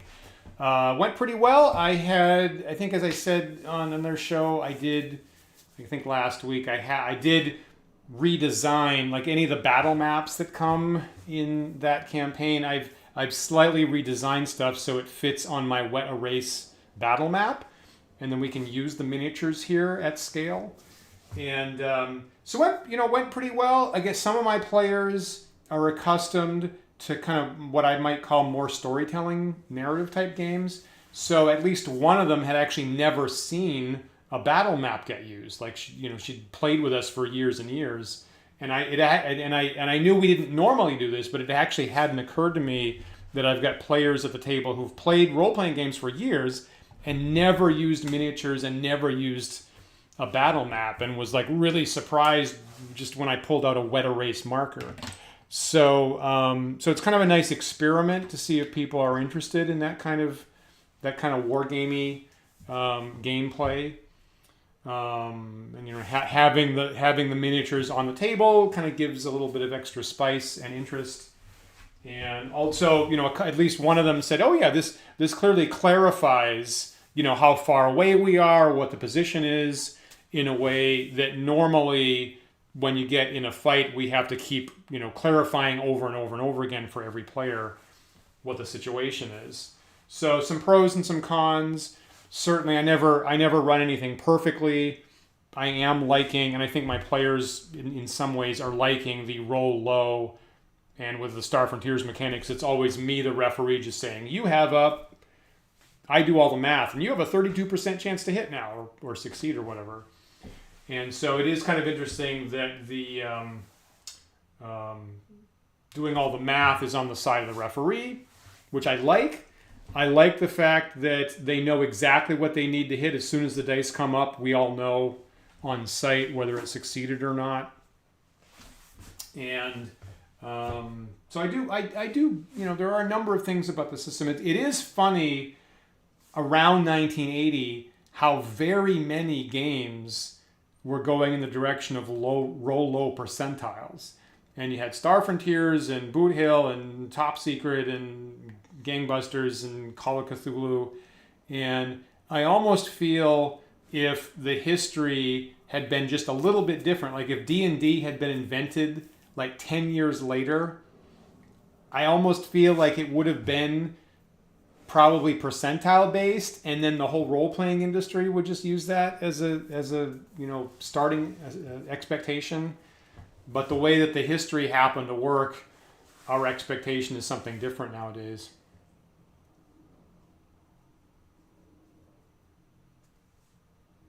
Yeah, some of us have considered that, and maybe I should be more liberal about making the mold taller in the first place to accommodate a taller pore hole, possibly.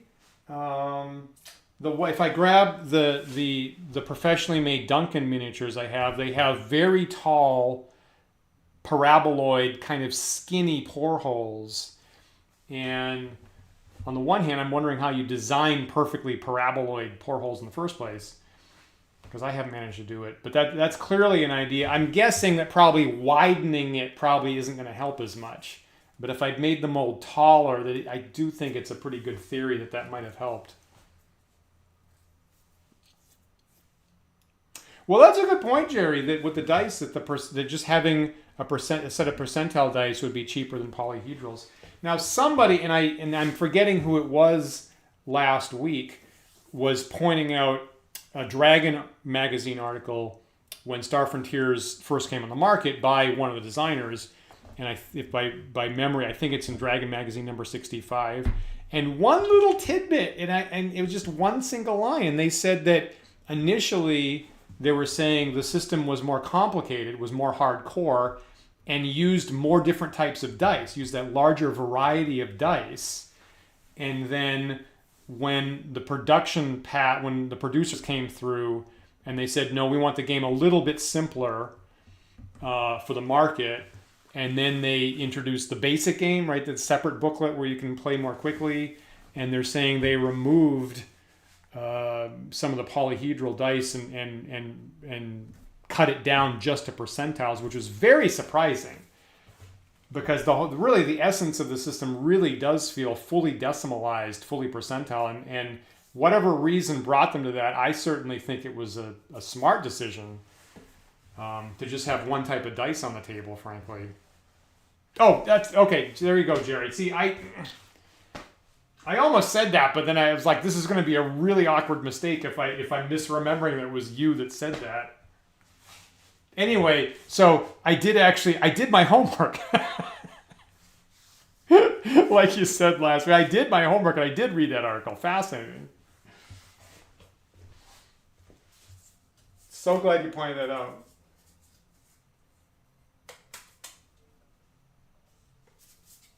And promptly forgot who to submit it to. I keep getting the same 5 legs all over again.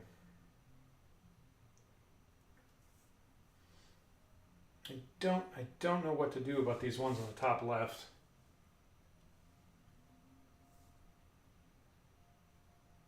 It's just this. I'm getting the same cast over and over again. I mean, so I'm reliably getting most of the legs.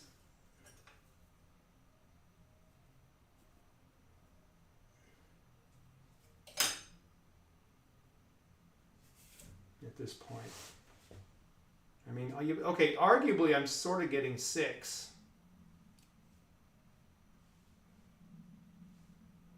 I would fundamentally be happy with 6 of these. Well, 5 of these. But the top 2 and the 2 on the top left is just not happening.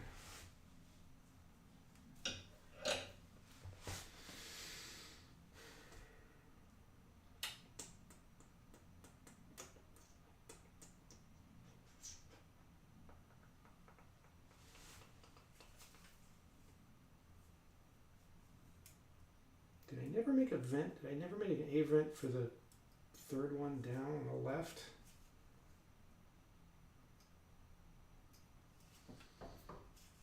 Boy, I don't know what to do about that.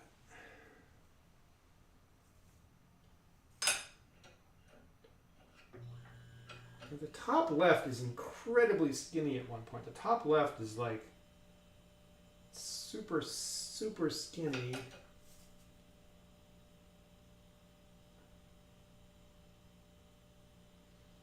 They're both super skinny. Is that what they're like on the original one? I'm just looking at these. So here's the original one. And you can see the top, like that top right one is just super skinny before it gets into the bigger foot. And the top left, kind of same story. So I'm having trouble getting into those very concave limbs on the top ones. I guess that's not super surprising that that's difficult. God, I'm so close.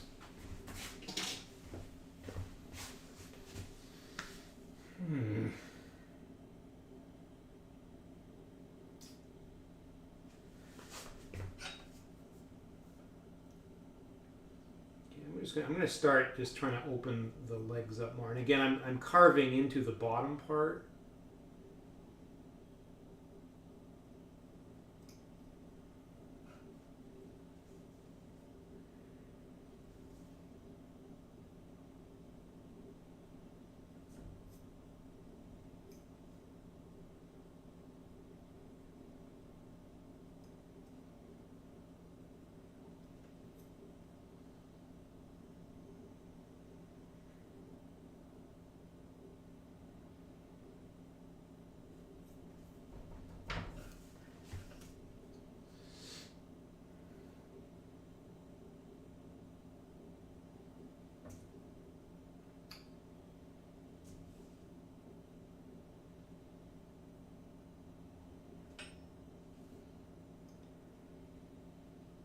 I'm making these ginormous air vents on these left sides. I'm not sure whether this is helping or not.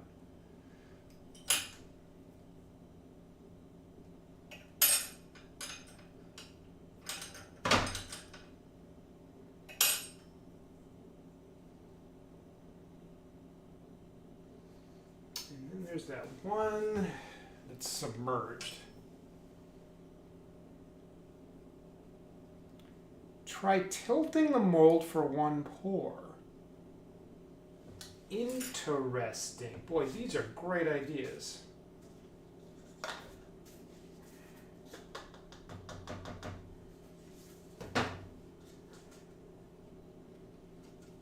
All right, that's a great idea. Now I got to keep track of which side's which for this to be useful.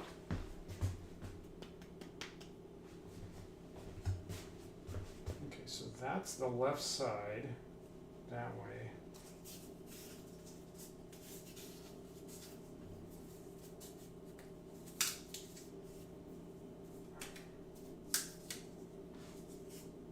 Okay, I'm getting what you said. I'll be right back.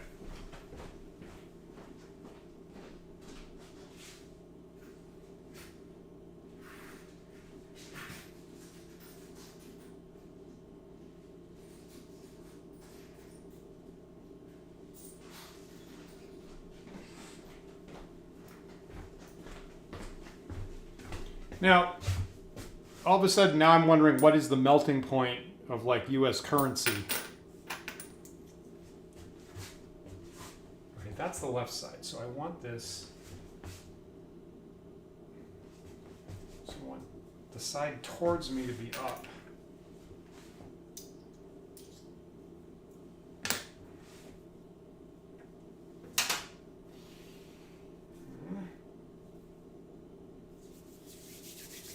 All right, Jerry, thanks for checking in.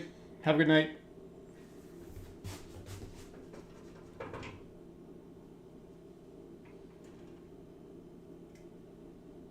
Okay, well, okay, now item 1, that causes it to pour right off the top.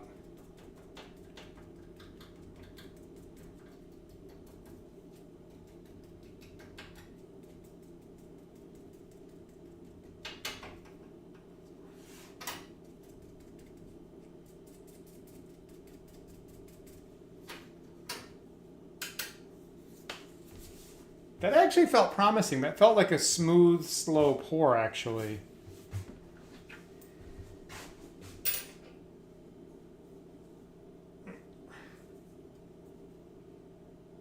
Boy, this Vrusk has gone through the ringer. Like, I'm losing count of how many times I've done this.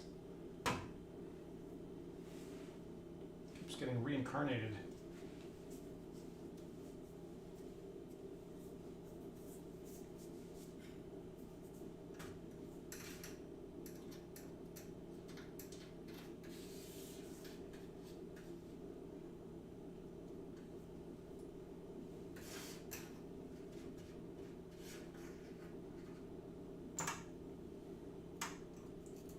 Now, it's funny that the bit, I just poured this gray ooze like 10 seconds ago. So it's funny that the bit that's in the open on my stove, like I can touch it in just a couple of seconds. But the stuff that's trapped inside the mold in a big blob retains the heat longer.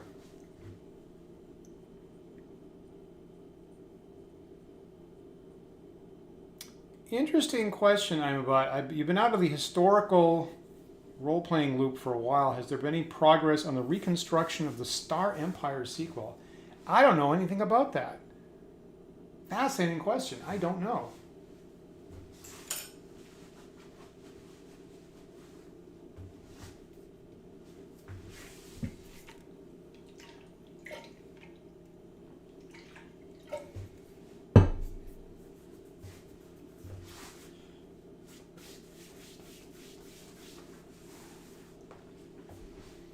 What was the other thing I discovered? Right, okay, so I guess the other thing I was just going to say about like me running Star Frontiers last week is that, even though, there's some stuff that we like, and I'm frankly relearning the system, so I have a page of some house rules that I've made, and then as usual with a game like this, I also have a page of just rules highlights of things that it's easy to overlook.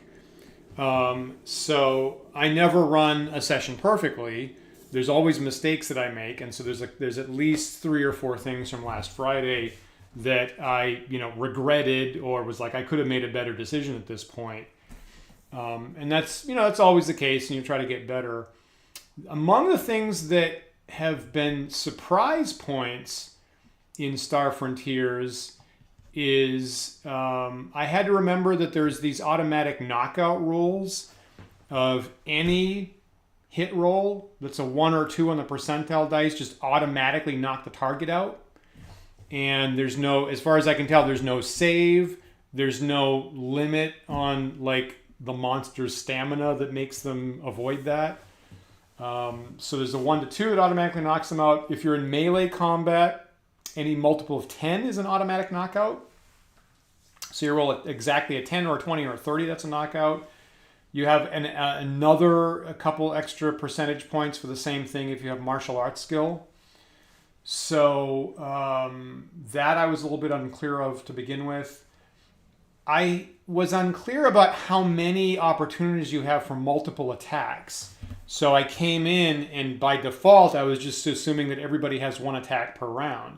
But most of the ranged weapons, laser pistol you can shoot twice with, a gyrojet weapon you can shoot 3 times with. That I overlooked in the first session. I made a big mistake about that actually. And then the thing I really overlooked last time, because the scenario was specifically you're in a situation where you don't have any weapons and you have to fight these pirates basically hand to hand to begin with, which works nicely as kind of a warm-up training exercise, is that by default every character can get 2 fist attacks. If you're attacking totally unarmed, you get 1-2 fist attacks by default, which was surprising. I overlooked that. I didn't realize that until after the session was over. Whereas if you're using a weapon like a club or a sword, you only get 1 attack. If you're wrestling, you're trying to pin somebody, you only get 1 attack out of that. But you do actually get 2 fist fighting attacks per round, or 2 laser shots, or 2 automatic pistol shots, or 3 gyrojet shots. And so that I had to remind myself about, and that goes on my rules to highlight in Star Frontiers that I didn't think about going into it. So hopefully I'll do better with that in the future. Generally, any role-playing game I go back to, I have to have this page of like rules highlights that you didn't think about. At one point I was unclear that the powered melee weapons only use power if you actually hit somebody. So that's kind of an interesting little advantage. Ranged weapons, like laser pistols and Star Frontiers, you have to use energy on every shot. But the melee weapons only use charges if you actually hit somebody. So that seems kind of significant. Hey, David Heron, we're still working on this. We're going towards about 3 hours working on this, and I'm slowly succeeding at more and more legs. So non-trivial. I got the head part to work perfectly fine. I got 3 casts of that, and the back part with all the legs, we're slowly succeeding at 2, and then 3, and then 4 and 5 legs. So I'm currently up to 5 out of 8, and unfortunately we're having quite a lot of trouble with the legs right on top. So the ones on the bottom where the metal flows hard into it, we got early on, and we're kind of going up the Christmas tree. So this is clearly the most challenging miniature I've ever tried to cast. And we haven't got it yet. Let's take a look. So I'm getting more and more aggressive. We're adding more and more air vents to try to get the air out of the feet. I'm making really big air vents at this point. This one, at Tanner's recommendation, I had tilted towards the side that we're having more trouble with. It felt like that was a pretty good pour, frankly. Some of us are thinking about maybe I need to make the pour hole on top just bigger to get more momentum under it.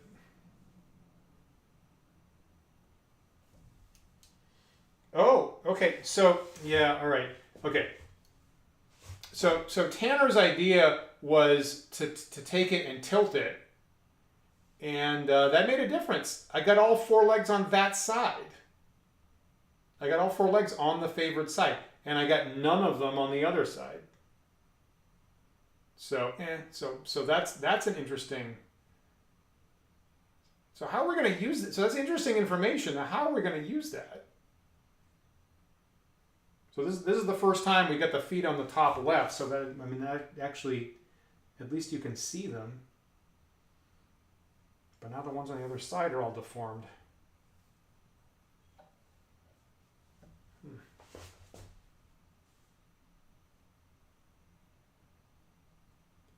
So that's the first time that we've seen the top left, the two top left feet.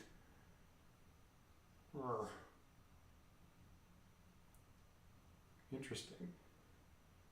So I mean, I'm curious about if I just tilt it this way, do I get the ones on the other side?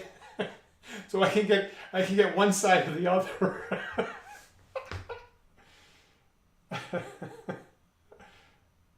Jeez, it's real close, right? It's not a total failure. It's real close. If you weren't here earlier, I will point out that I got a really surprisingly good copy of the registered trademark 1983 TSR on the bottom side, which is absolutely the last thing that I really wanted documented. But that came out almost pristine. Now if I could just get the friggin' legs to work.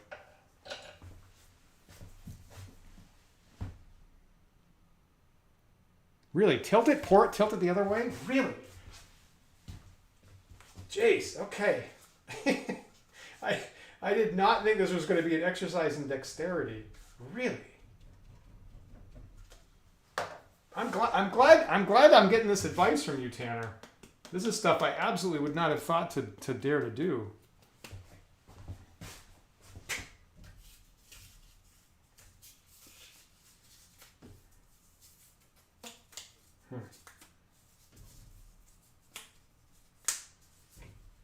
Yeah, so I mean, partly, I had wondered, like, well, how did they do it professionally? Because obviously somebody made these work in the past, but now I am thinking that the professional ones all do use centrifuges.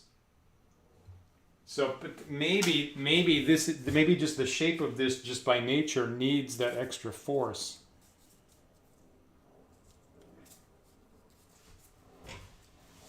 All right. Quickly tilt it. Also, watch your fingers.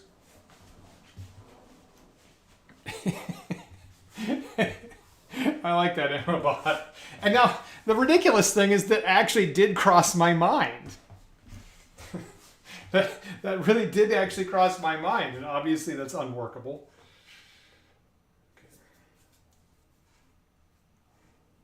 Okay, so pour it in slowly. Don't have too much on top, so that I'm not going to be sloshing it over my fingers as I do this. I mean, should I have like tools for this? Should I have like? I don't think I do have like tongs or anything.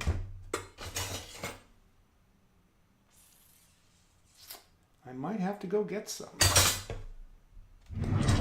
I might have to go get some tongs to hold this, because at the moment I don't see any tools I can use.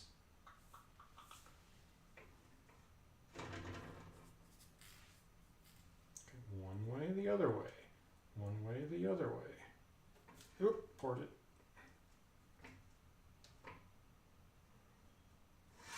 Okay, so if I grab this, just the edge side, I can do this safely. I hope I don't get any gaps. Like, I hope I don't pour metal and like suck it out of the body or something like that.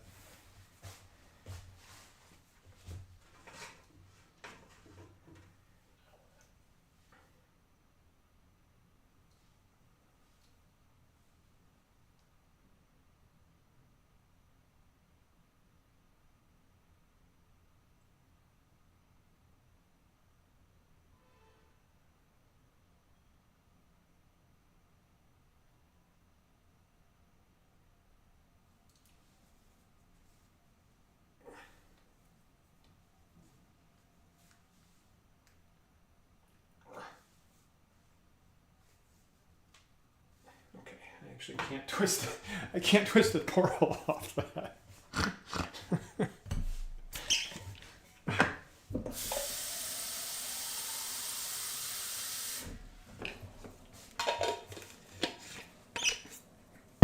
I'm kind of encouraged. You know what? I feel like this is promising, actually. I feel like this tilted one way, tilted the other.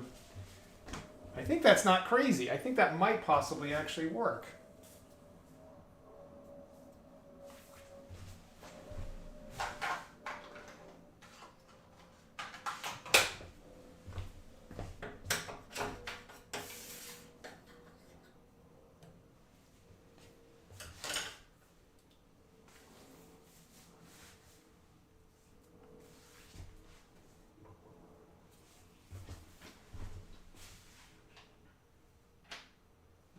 Now, just in case anybody joined us more recently, I'll just point out. So here are the here's the successful cast I got of the head part that came out quite well. Took about I think it took about 4 attempts, and we increased the air vent each side on the hands. So those upward bits are flash from the air vents we made, but we got really good detail out of this, with the face and the mandibles and the chest and the kind of bulby gun on the left side, on the character's left side, and even the last thing we were having trouble with was this hand here, and ultimately we could get all 3 fingers formed. So that came out really well, and this is the fact that this came out so well is kind of giving me motivation to make the bottom part work so I can actually use these. Because I need the bottom part to actually slot them into. But this came out pretty well. Yeah, thank you for that, Tanner.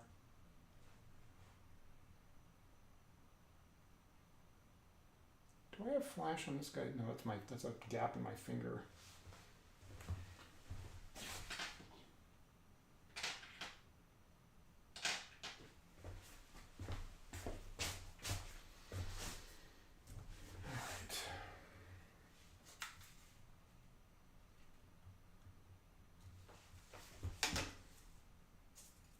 I'm going to crack this open without touching it.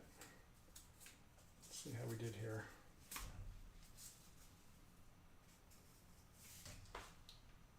No. Okay, so I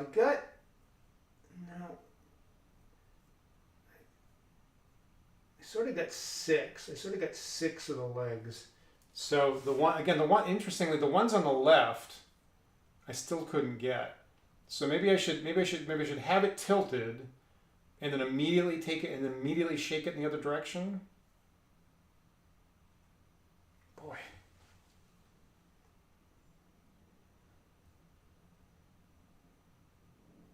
Fascinating.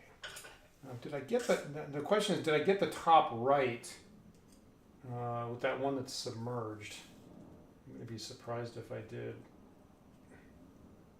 Holy shit, I actually did. Yeah, pretty close.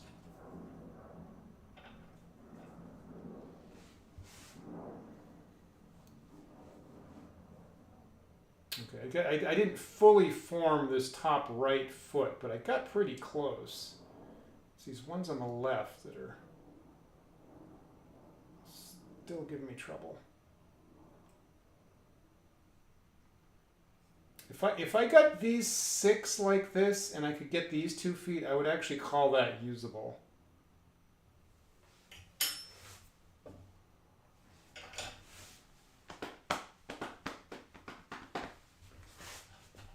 Yeah, thanks for saying that. I also really do like this design, this creature design.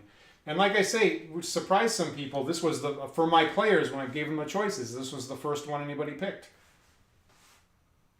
It seemed very intriguing, and they're doing very well with it. I mean, it seems like this is what I got to do. It seems like I got to jostle it, or throw it, or centrifuge it, or put some, or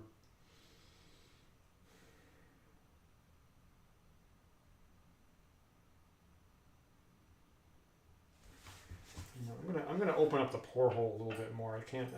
It's probably not gonna make a big difference, but it can't hurt.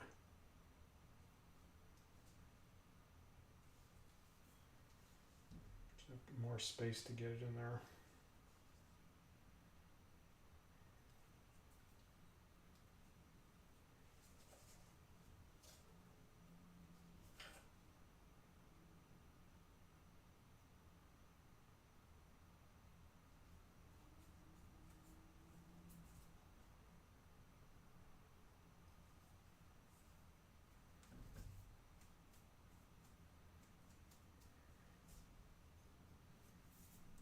feel like the connection point is fine. The connection point is so huge that I have a hard time twisting it off. I mean, these air vents are enormous at this point.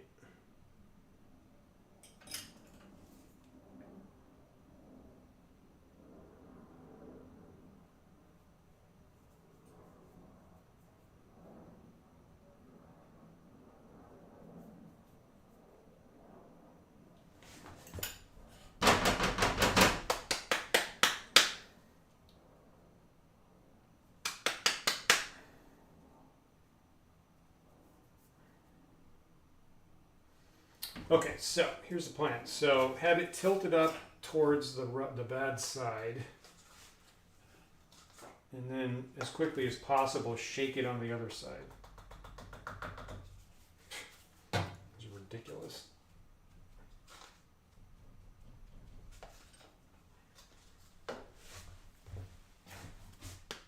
I'll tell you this, I'm never going to try a more complicated miniature. Yep. Yep, just what Tanner said, that's what we're going to try.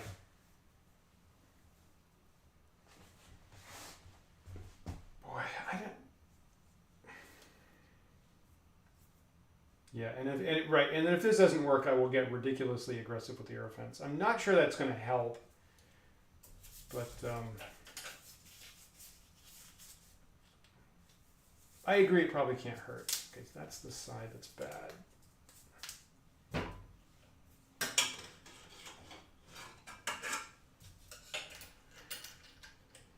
We got it on that side once, like this.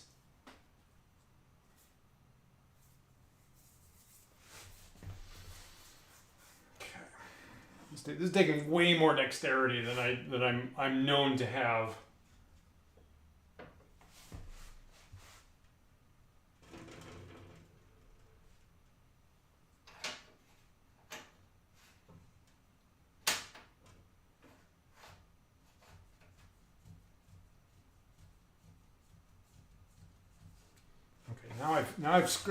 Now I've scrambled up my U.S. currency.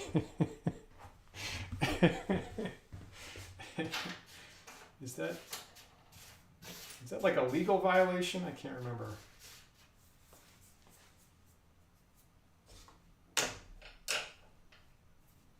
Okay, now I've accidentally made a cast of my quarters.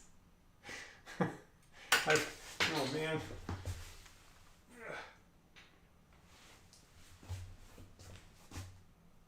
So I accidentally made a cast of my U.S. quarters there, a little bit, unintentionally.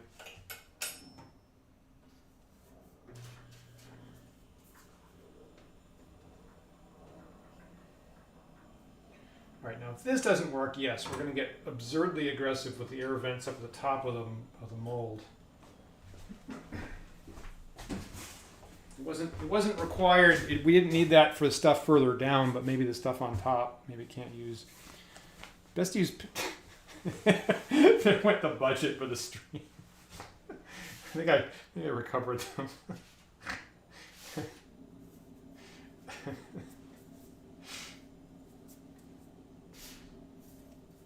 What is the melting point?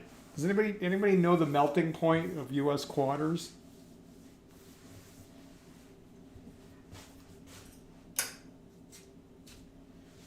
I'm gonna get it to a point where I just start immediately cracking the thing open. So the top is solid. I'm gonna be careful not to touch the miniature with my fingers, but I'm just gonna crack it open and kind of get a tighter feedback cycle as I apparently throw metal around my kitchen.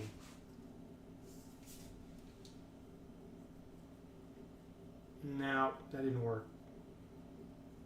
Unfortunately, that worked on none of the sides. So I only got the 2 feet on the bottom left. Everything else failed.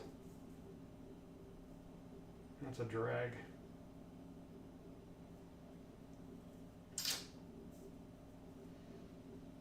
Yep.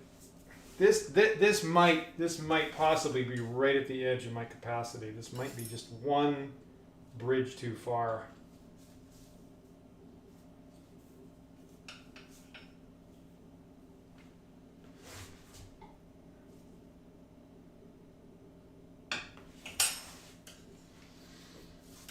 Okay, so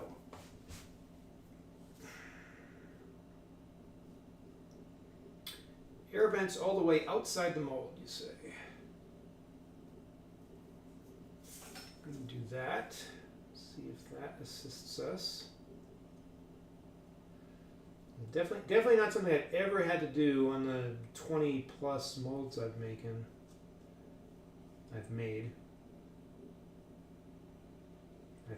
What the hell is that?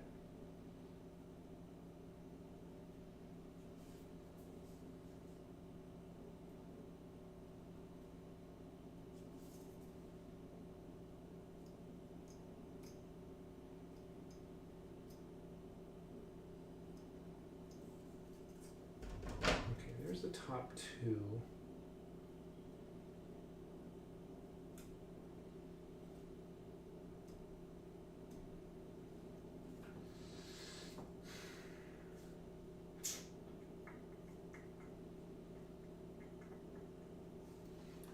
Have you ever considered making an air vent out the side? I'm really coming close to making air vents that just come from feet out the sides. But I don't know if that's going to spurt metal out.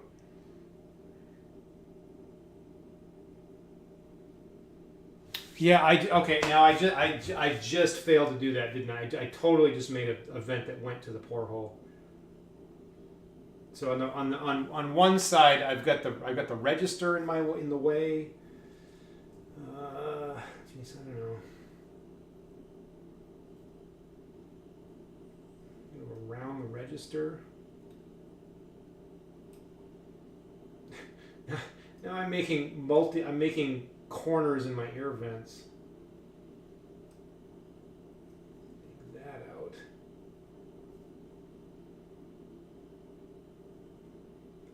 This is quickly turning into a Rube Goldberg, like pipes and vents and channels and all kinds of stuff.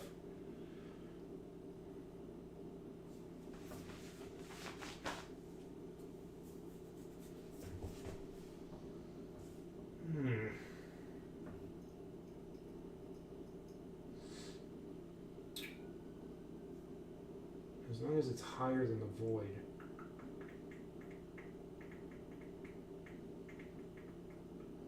I don't think I have space for that here.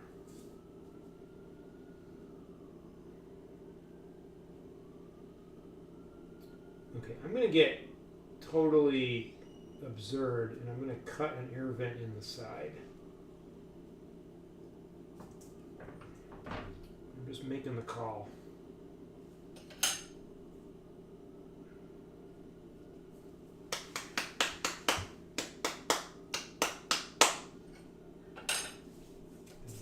Try that.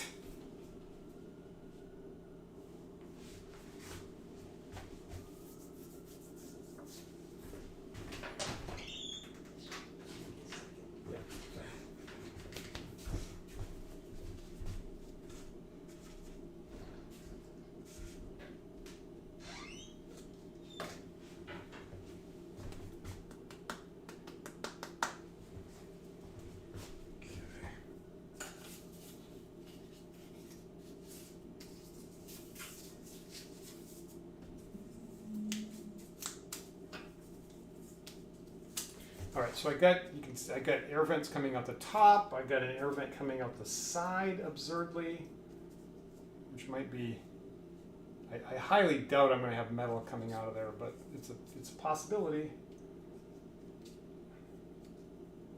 Everything we can possibly do.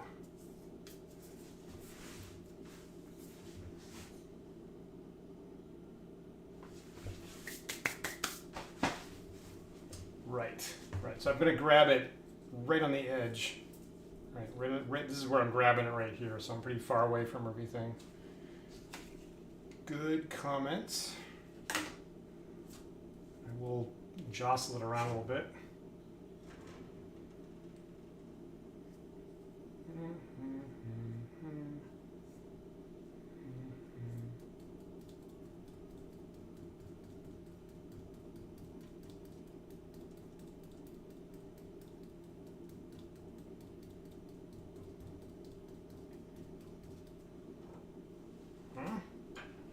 Yeah, maybe.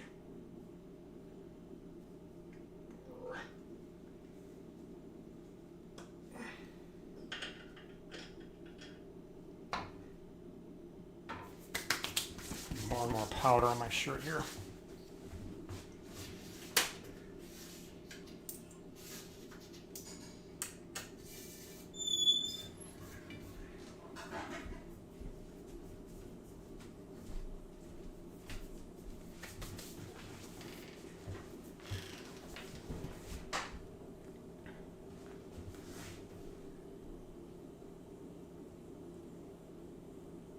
Well, good point. Yeah, right. I did block the vent on one side, didn't I? Yeah, I guess it's going to be if I'm tilting it at all, it's going to spill in one direction or the other. Yeah, I don't know.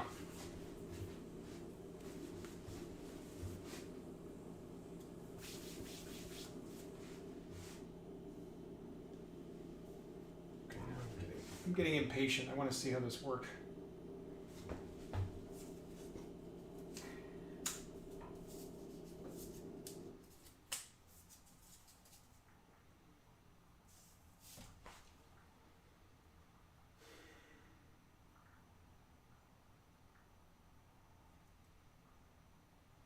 Okay, now amazingly, I got most of the top legs and not the bottom ones. Can you believe that? Look at that. I got the ones on the top left, and I didn't get the ones on the bottom right. Is that insane?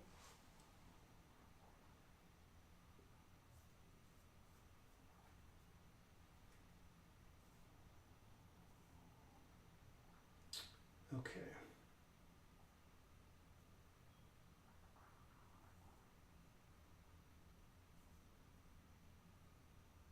So for what it's worth, right, I did, right, the one that I blocked, right, the air vents that I blocked did actually get formed. It's that top left one. So I think these gaps I've got in here are enough, are sufficient.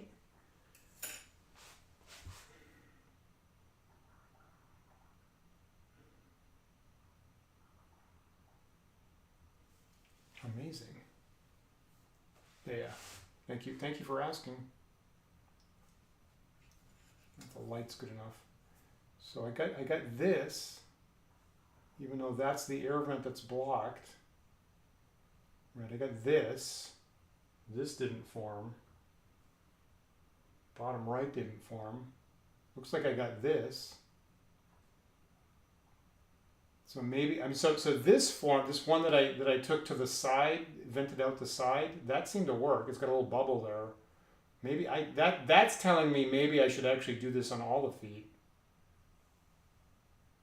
Yeah, side vent seemed right here seemed to work. It's this one right here. I think I'm going to start cutting that in all the feet. Little bit of a bubble right there.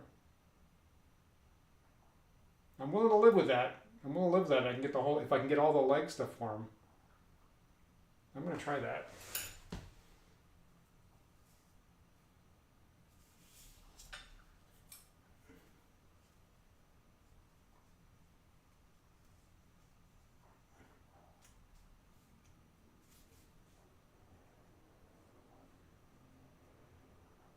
Look at that. Look the one that's submerged.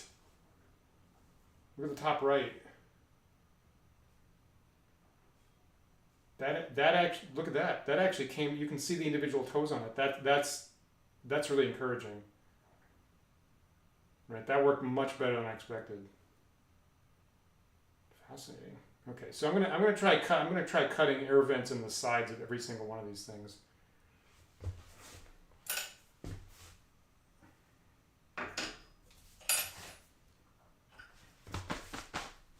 Right. Okay, here we go. This is the most crazy mangled up mold by like a factor of 10 I've ever dealt with.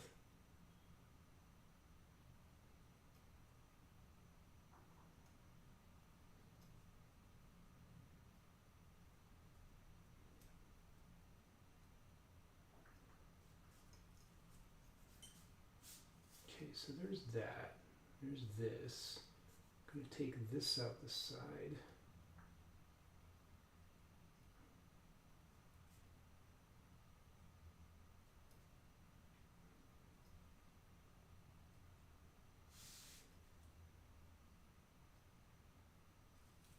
Come on, you.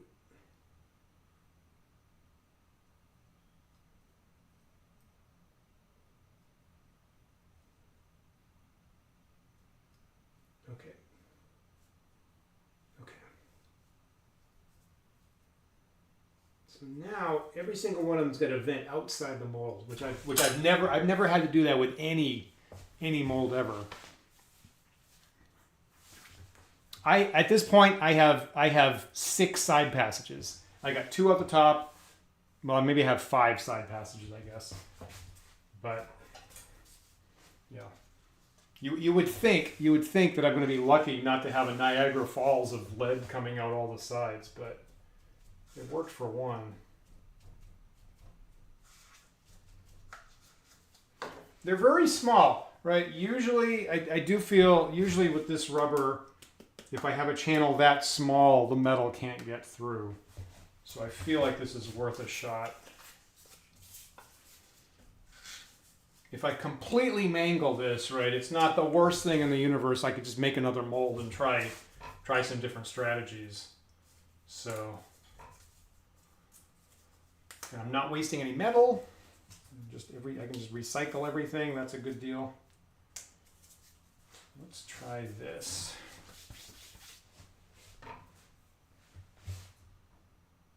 Okay, so everything's vented on the outside of the mold. Grab it very carefully on the side, just in case it comes pouring out at some point. I'll still do the tapping, shaking thing.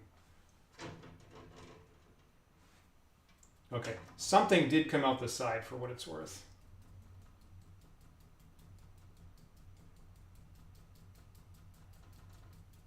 This is the craziest mold I've ever worked with. This is completely off the hook at this point. Okay, where did it come out? Did it come out both sides, I guess? So you can see this is a little dollop that came out somewhere. I don't know where it came out. Here? Yeah, there it is. Okay, you can see, I think you can see that. Is that the dribble? Yeah, okay. So there's a little dribble right there, you can see.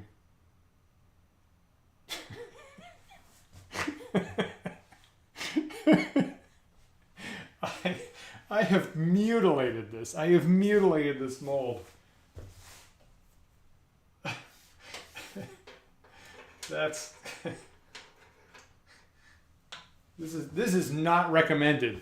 Don't make a mold that just spews metal randomly on every side, which is exactly what I've done.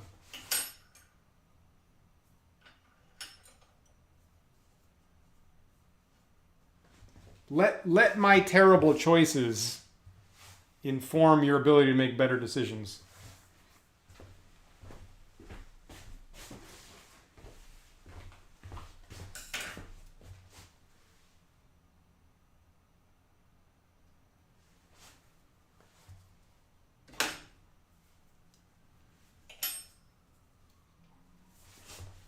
See, so this dribbled out right there. I guess probably on the bottom, right? And then I think I got a little bit dribbling out. Yep, on this. So yeah, okay. So that my side vents on the bottom pair came dribbling out. Wacky.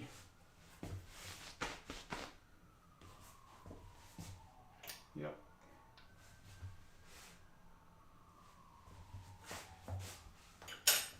Yeah, and we agree this is going to be easy to clean up. You're just going to be careful. Now I have to be more and more careful to not have my fingers in any of the multiple places where where hot lead's pouring out. Yeah, right. It totally makes sense that the ones that's going to spurt out of is the bottom. So interesting experiment. Really interesting experiment. I said at the top of the show, one way or the other, we're going to learn some lessons tonight. And they were not the ones that I expected.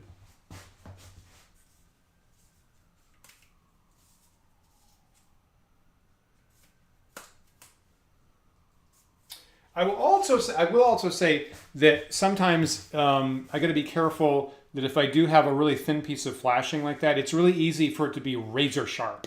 So I think probably once or twice in the past I've had a little tiny little sliver of a thing and just brushed my thumb up against it and got cut. So when you do have tiny little threads of lead, be really careful you didn't accidentally make an X-Acto knife. And I try not to grab those kinds of pieces with my fingers. I try to use my tweezers instead. And in fact, I think, yeah, okay, so like this bit right here, I mean, that's probably fine, but just to be perfectly safe, I'll just grab it with the tweezers. And you know what? It's actually too firm for me to grab, weirdly. Oh man, that's super weird. I thought I could just tear it off, and I can't. Oh, the ding dong.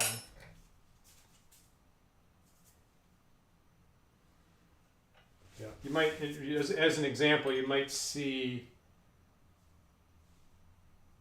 Right, that has a very, very sharp little tip right there.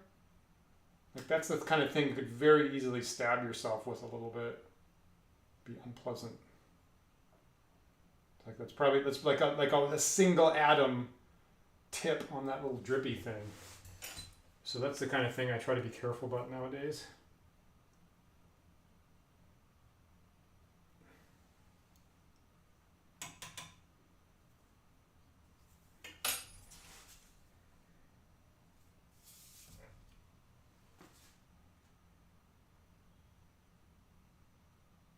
I think I got all 8 legs.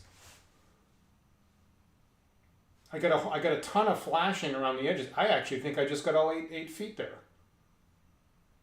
Right? And there's this comedic level of flashing coming out the ends, but I actually think I got all of them. I guess that might be the key, actually having sufficient air vents. And again, I've never had to run them outside the mold, but that actually might be the key there. Right? I didn't have to tilt it. I just tapped it a little bit. Yeah. Okay, let me try to take that out.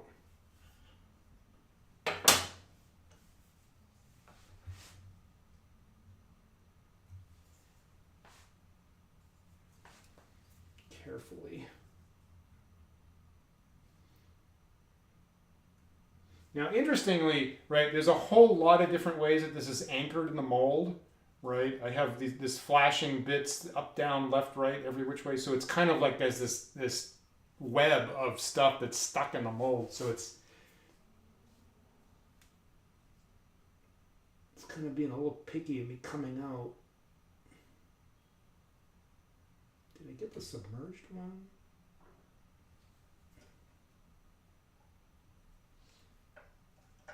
By God, I kind of did. Holy shit.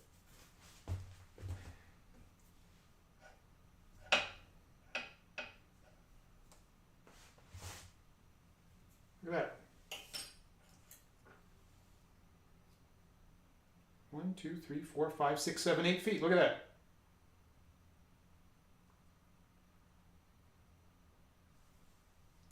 Ha ha. Ha ha. How do you like that? How do you like me now?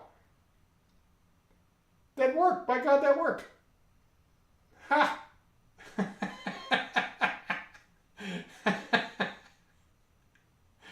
Wow. I cannot tell you how happy that makes me. That's spectacular. I wonder if I don't even need to tap it now. I wonder if with the air vents, if I can just like bam, pour it, done. That's killer.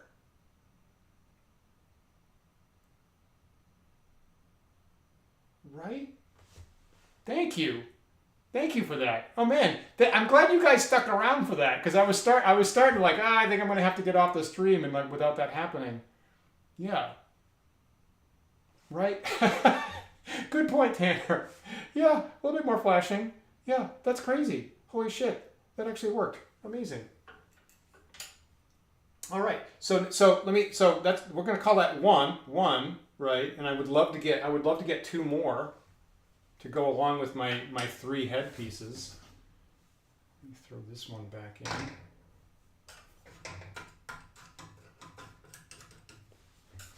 Now, okay, so now that I've done that, now I have to be more careful about getting the porthole off, actually. Let me get my tool for that.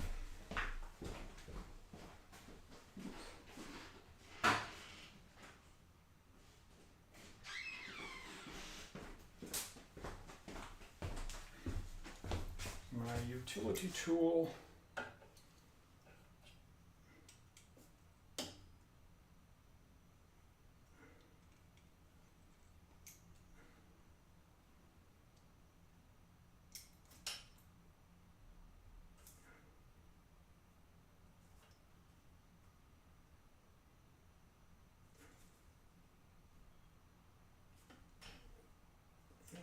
Oh man, oh shit, I munged up the top of it.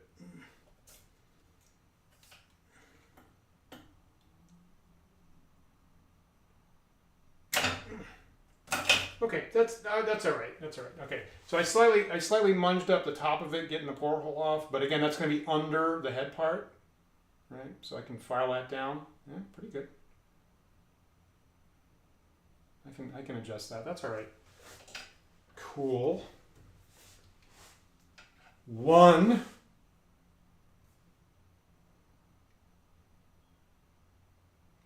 Boy, I wonder why I keep forgetting how critically important the air vents are. So on the next one, I'm going to try just pouring it and not even bother tilting it around. Maybe I'll tap it a little bit, but I feel like that's really the thing that we needed for that to work. Ha-ha. Totally agree, right? This is totally cleanable. Absolutely.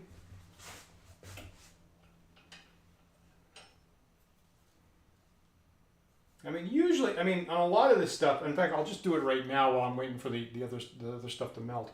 So usually, like, just some tweezers do a pretty good job. I can get that off.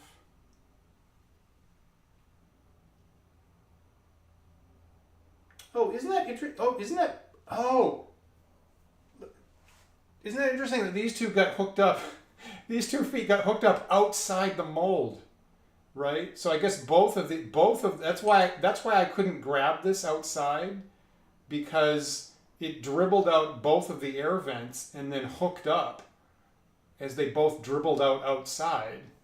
So you actually have this hook running outside the mold. Oh, that's insane. That's so fascinating.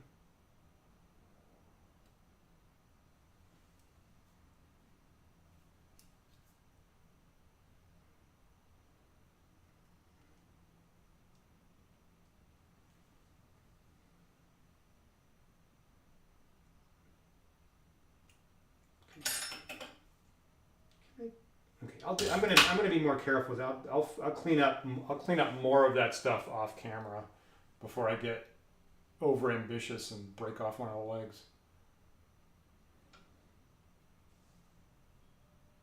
That's pretty sweet.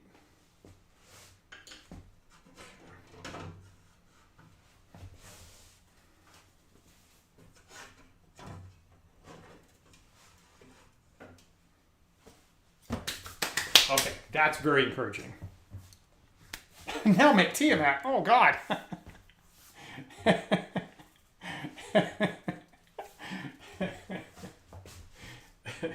Maybe I'll work my way up through like a white dragon.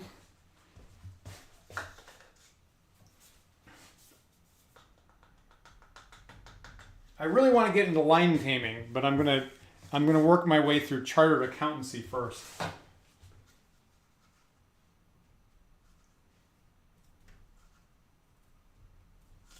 Okay, now is this reliable, right? Sometimes I totally get a cast, and then right the next time I try to pour, I get this wonky effect. So is is that a reliable mold now? Question mark.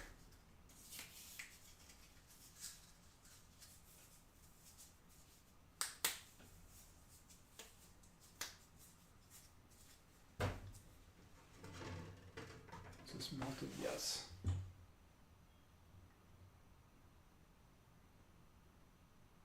Okay, so I'm going to pour it. I'm going to be aware of the multiple cascading spit holes, and I'll just tap it a little bit, make sure everything gets through it. Fascinating, fascinating.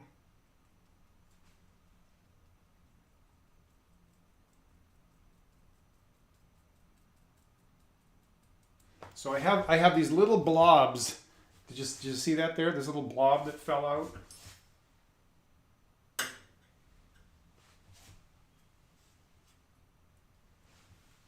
So somehow that was a little bit cleaner than the last one. Silver dragon, so you don't have to paint it. I think it was about 2 months ago on our Sunday show we had for Chinese New Year, we had an episode specifically about gold dragons. And I think we spent quite a bit of time complaining about silver dragons, which A, we would argue aren't needed, and B, suddenly nobody ever used gold dragons again. Other than that, good idea. I do have some gold paint here. I'd probably go gold with it. I forgive you, Imabot, for the silver dragon suggestion. But you're trying to help me out. I know you are. You know how little I like the painting, so you're on the right track.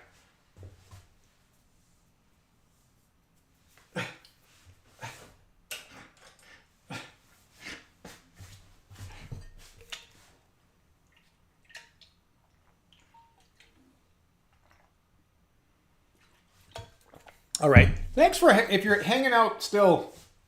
I appreciate you hanging out for this marathon session of Dan's Old Time Mini Show. So this is a double length episode. Apparently, was what's happening, and I probably would have quit if we hadn't actually finally succeeded.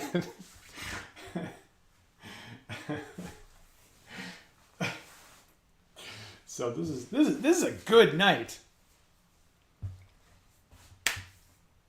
I should say, as we're waiting for this to cool off, I'll say if you're new to the channel, the Wandering DMs channel, we do have a Discord server and a Patreon.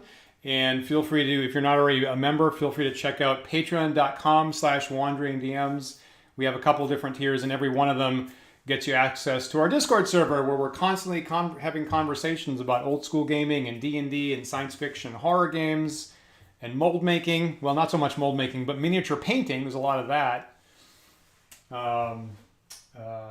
Searches for games, help for other DMs, so we would love to see you there and continue the conversation. Another day on our Discord server would be great. And again, we have our Sunday talk show normally about D&D. We chatted with Michael Moorcock last Sunday, so if you didn't hear me talking about that before and you didn't see that, feel free to check out us having a really cool conversation with the legend Michael Moorcock. And you can see I really kind of tried to milk it for all it's worth. Like the questions that I had over a lifetime of readership of Elric and stuff like that, I tried to get as many of my top questions in to Mr. Moorcock on Sunday. So that was a pretty good week here on the Wandering DMs channel.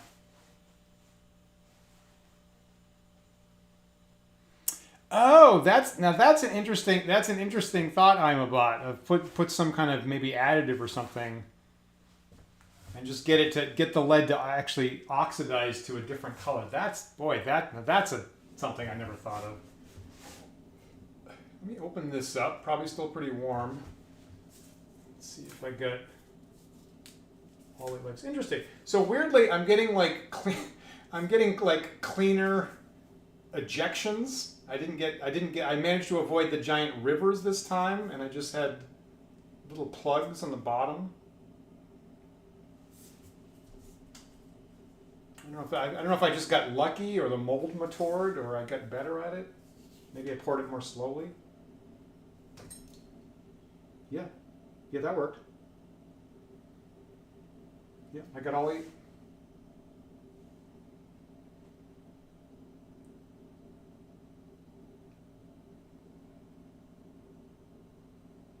Boy, that's amazing. Again, kind of stuck in there pretty well.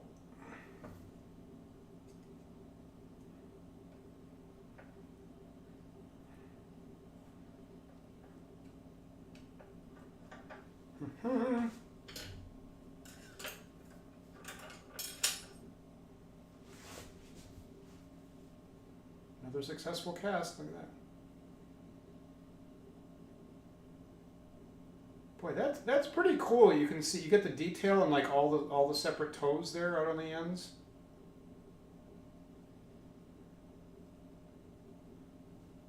That's really quite amazing.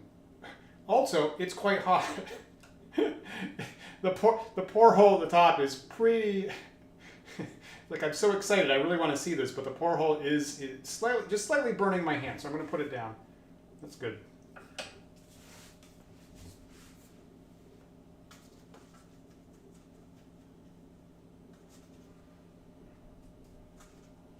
Well, you know what, Laura Sudo? It's not Thursday. Now it's Friday.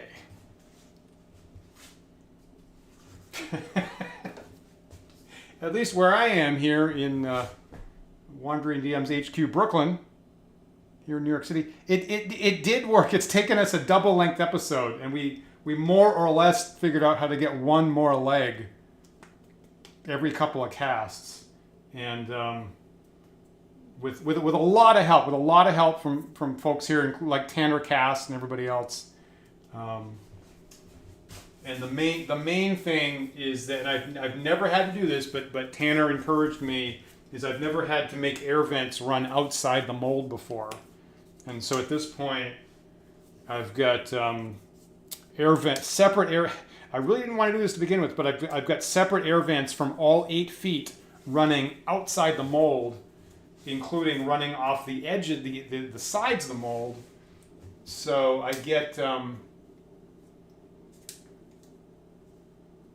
kind of see these little holes here. So now I'm actually getting metal pouring out the sides of what we wanted to be the air vents. But that finally succeeded at actually getting metal in all the little parts on the ends.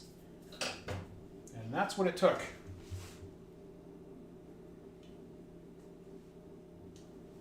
So if you need, so major lesson for tonight is don't forget about the air vents, and if you need to, get aggressive with the air vents. That finally worked.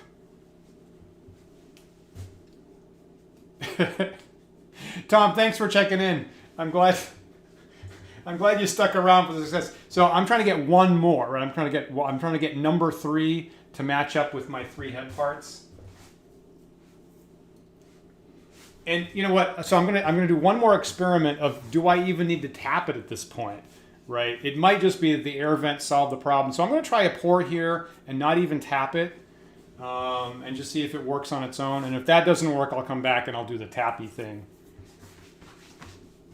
Just poke everything with holes. Yes. If you put enough holes in it, the problem is solved.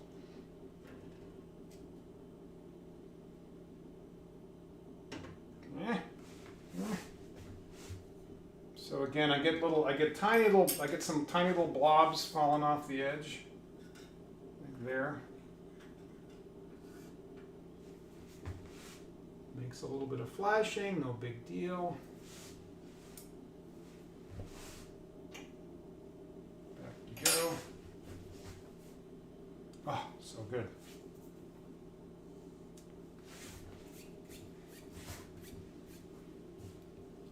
Hey, Laura Sutter, yeah, I did mention we were playing our Star Frontiers campaign last Friday. I did the initial session where the characters are on a spaceship and it gets invaded by pirates, and they start off with no weapons at all, and they got to escape off through the pirate infestation, and worked pretty well, right? Never going to be perfect, so jotted down some things I might improve differently next time. Didn't even realize that I had some players that have played RPGs for us for years have never played with miniatures and a battle map and dry and wet erase markers. So I had at least one person who was like, what is this? Why do you have, what's the markers for? Which I didn't even think about that. But that was cool. A couple things about the rule set that I overlooked. The fact that you have so many multiple attacks is by default everybody can make 2 hand-to-hand attacks. And that I actually just completely overlooked until the session was over. So I'll do better with that next time.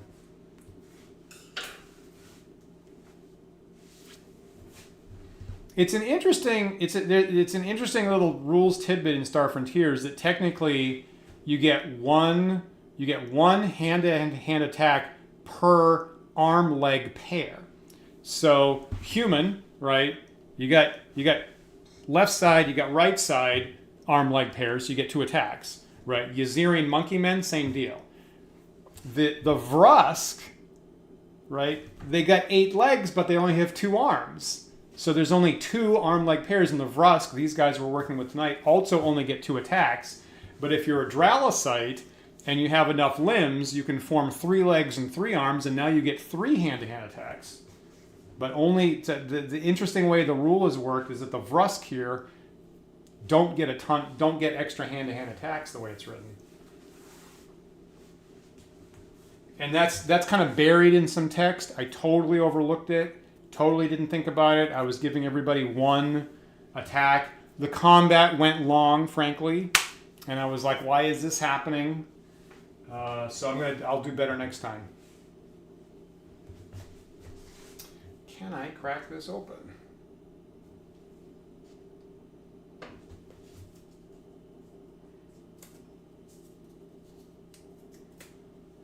So if you just joined us, you can see the little bit of lead pouring out the side there. And that right there is actually 2 separate air vents that are running together weirdly outside the mold. But that's what it finally took. Okay, so without even any tapping,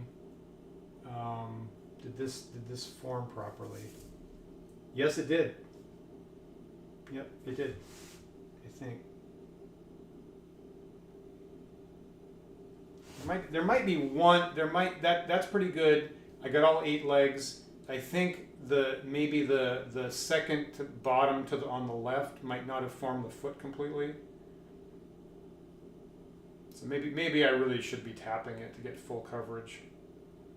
But mostly it was just all those air vents that I needed. That is pretty cool.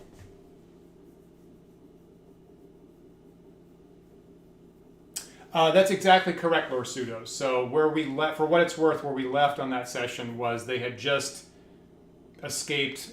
They'd just gotten off the ship on the escape pod, and what happens is the escape pod catches fire as they leave, and that's where we left. And that's when our next session is going to start on exactly what you expect. I mean, that's the name of the module, right? I believe the name of the first module is Crash on Volturnus.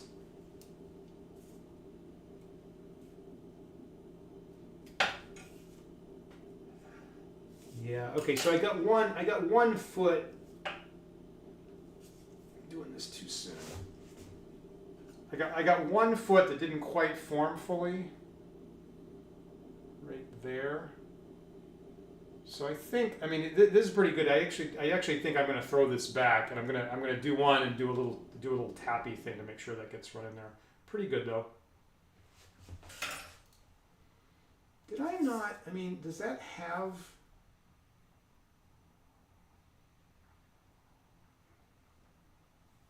Yeah, that has an enormous air vent to the outside. It's not like that doesn't have one. I'm going to open that up a little bit more.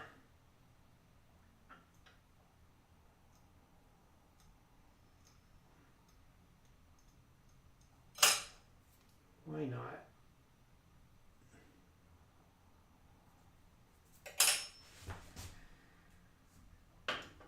Okay, so there's 1, 2.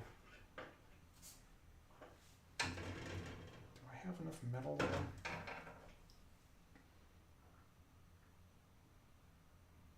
just throw you right back in. That's fine. And I guess I can get the pore hole off this here if I'm careful about it.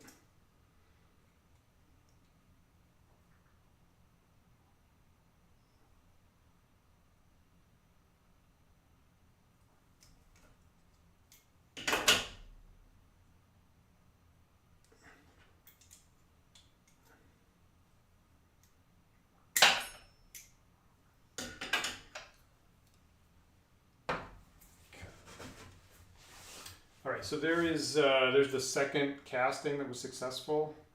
Just took the pore hole off there. Take off a little bit of flashing.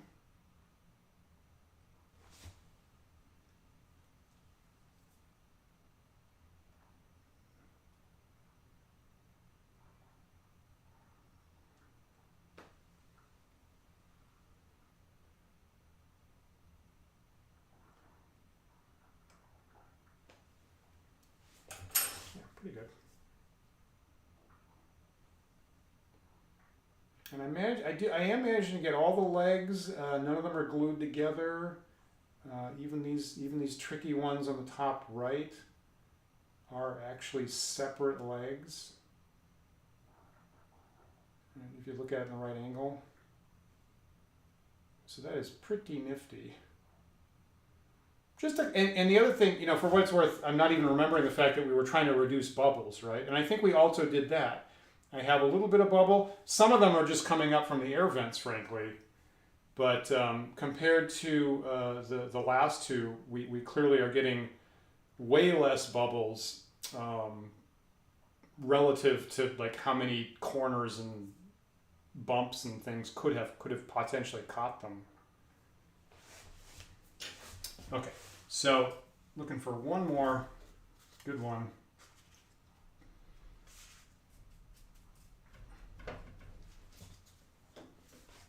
So I'll do this and also do the tappy tap technique. Tanner, thanks so much, right? Sleep well. Thanks for checking in. See you another time. Thanks for the help so much. You made a big, big difference tonight.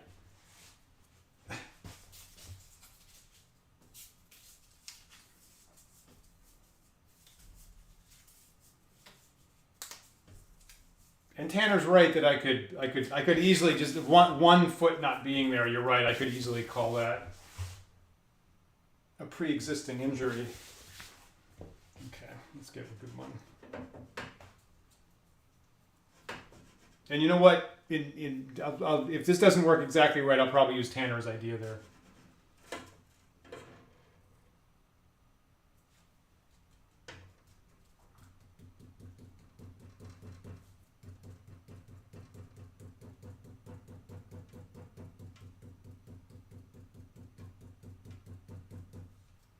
Okay, so a little bit dribbled out the side as we expect, right here. I covered up one of the upper air vents, like Tanner was worried about there on the left side, but it worked before, even when I did that. I think at this point the top has multiple air vents.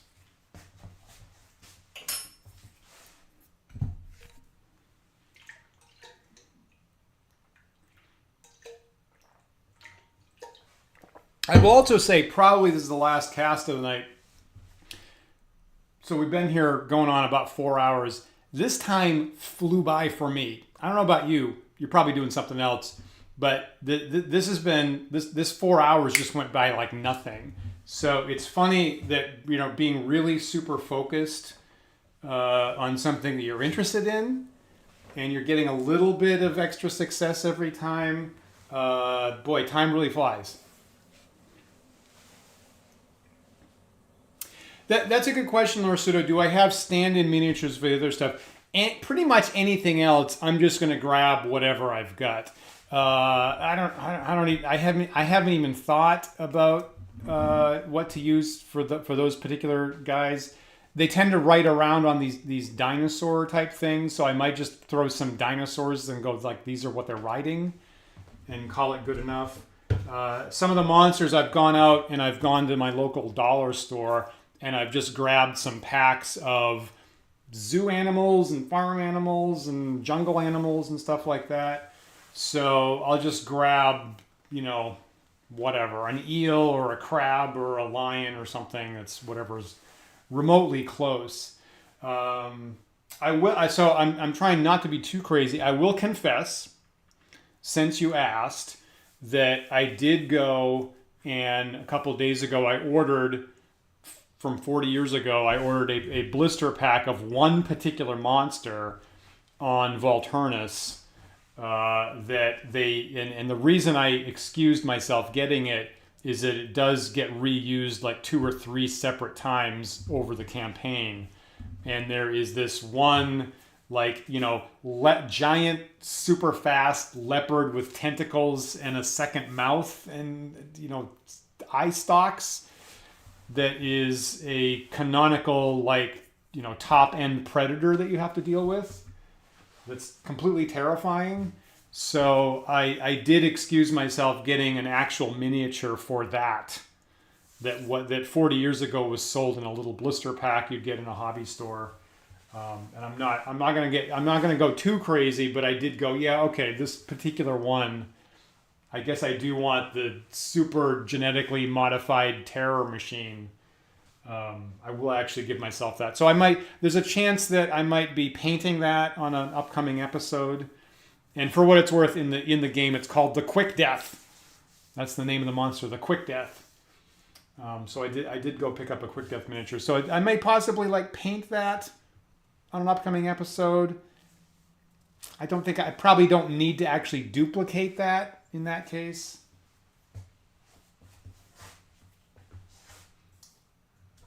But I did splurge on that. Okay, gonna open this up here. All right, again, get a little dribbly stuff out the sides. I did do a little tapping, vibrating to try to get some coverage here. And yeah, I think that worked. Great. So the air vents get you 90% of the way there, including being absolutely ridiculous and sending them out the sides of the mold, which I don't recommend for most things.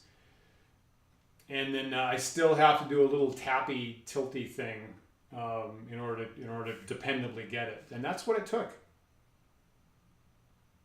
And it actually worked.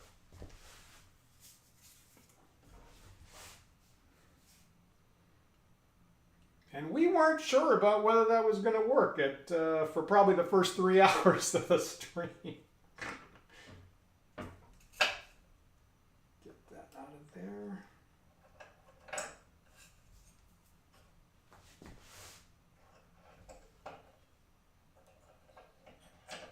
Amazing.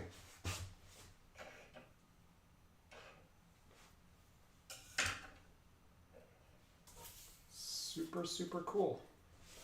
And also super, super hot right now. So yeah.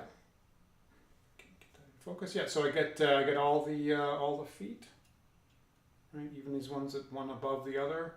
A little bit of flashing we can clean up. I think that's pretty good.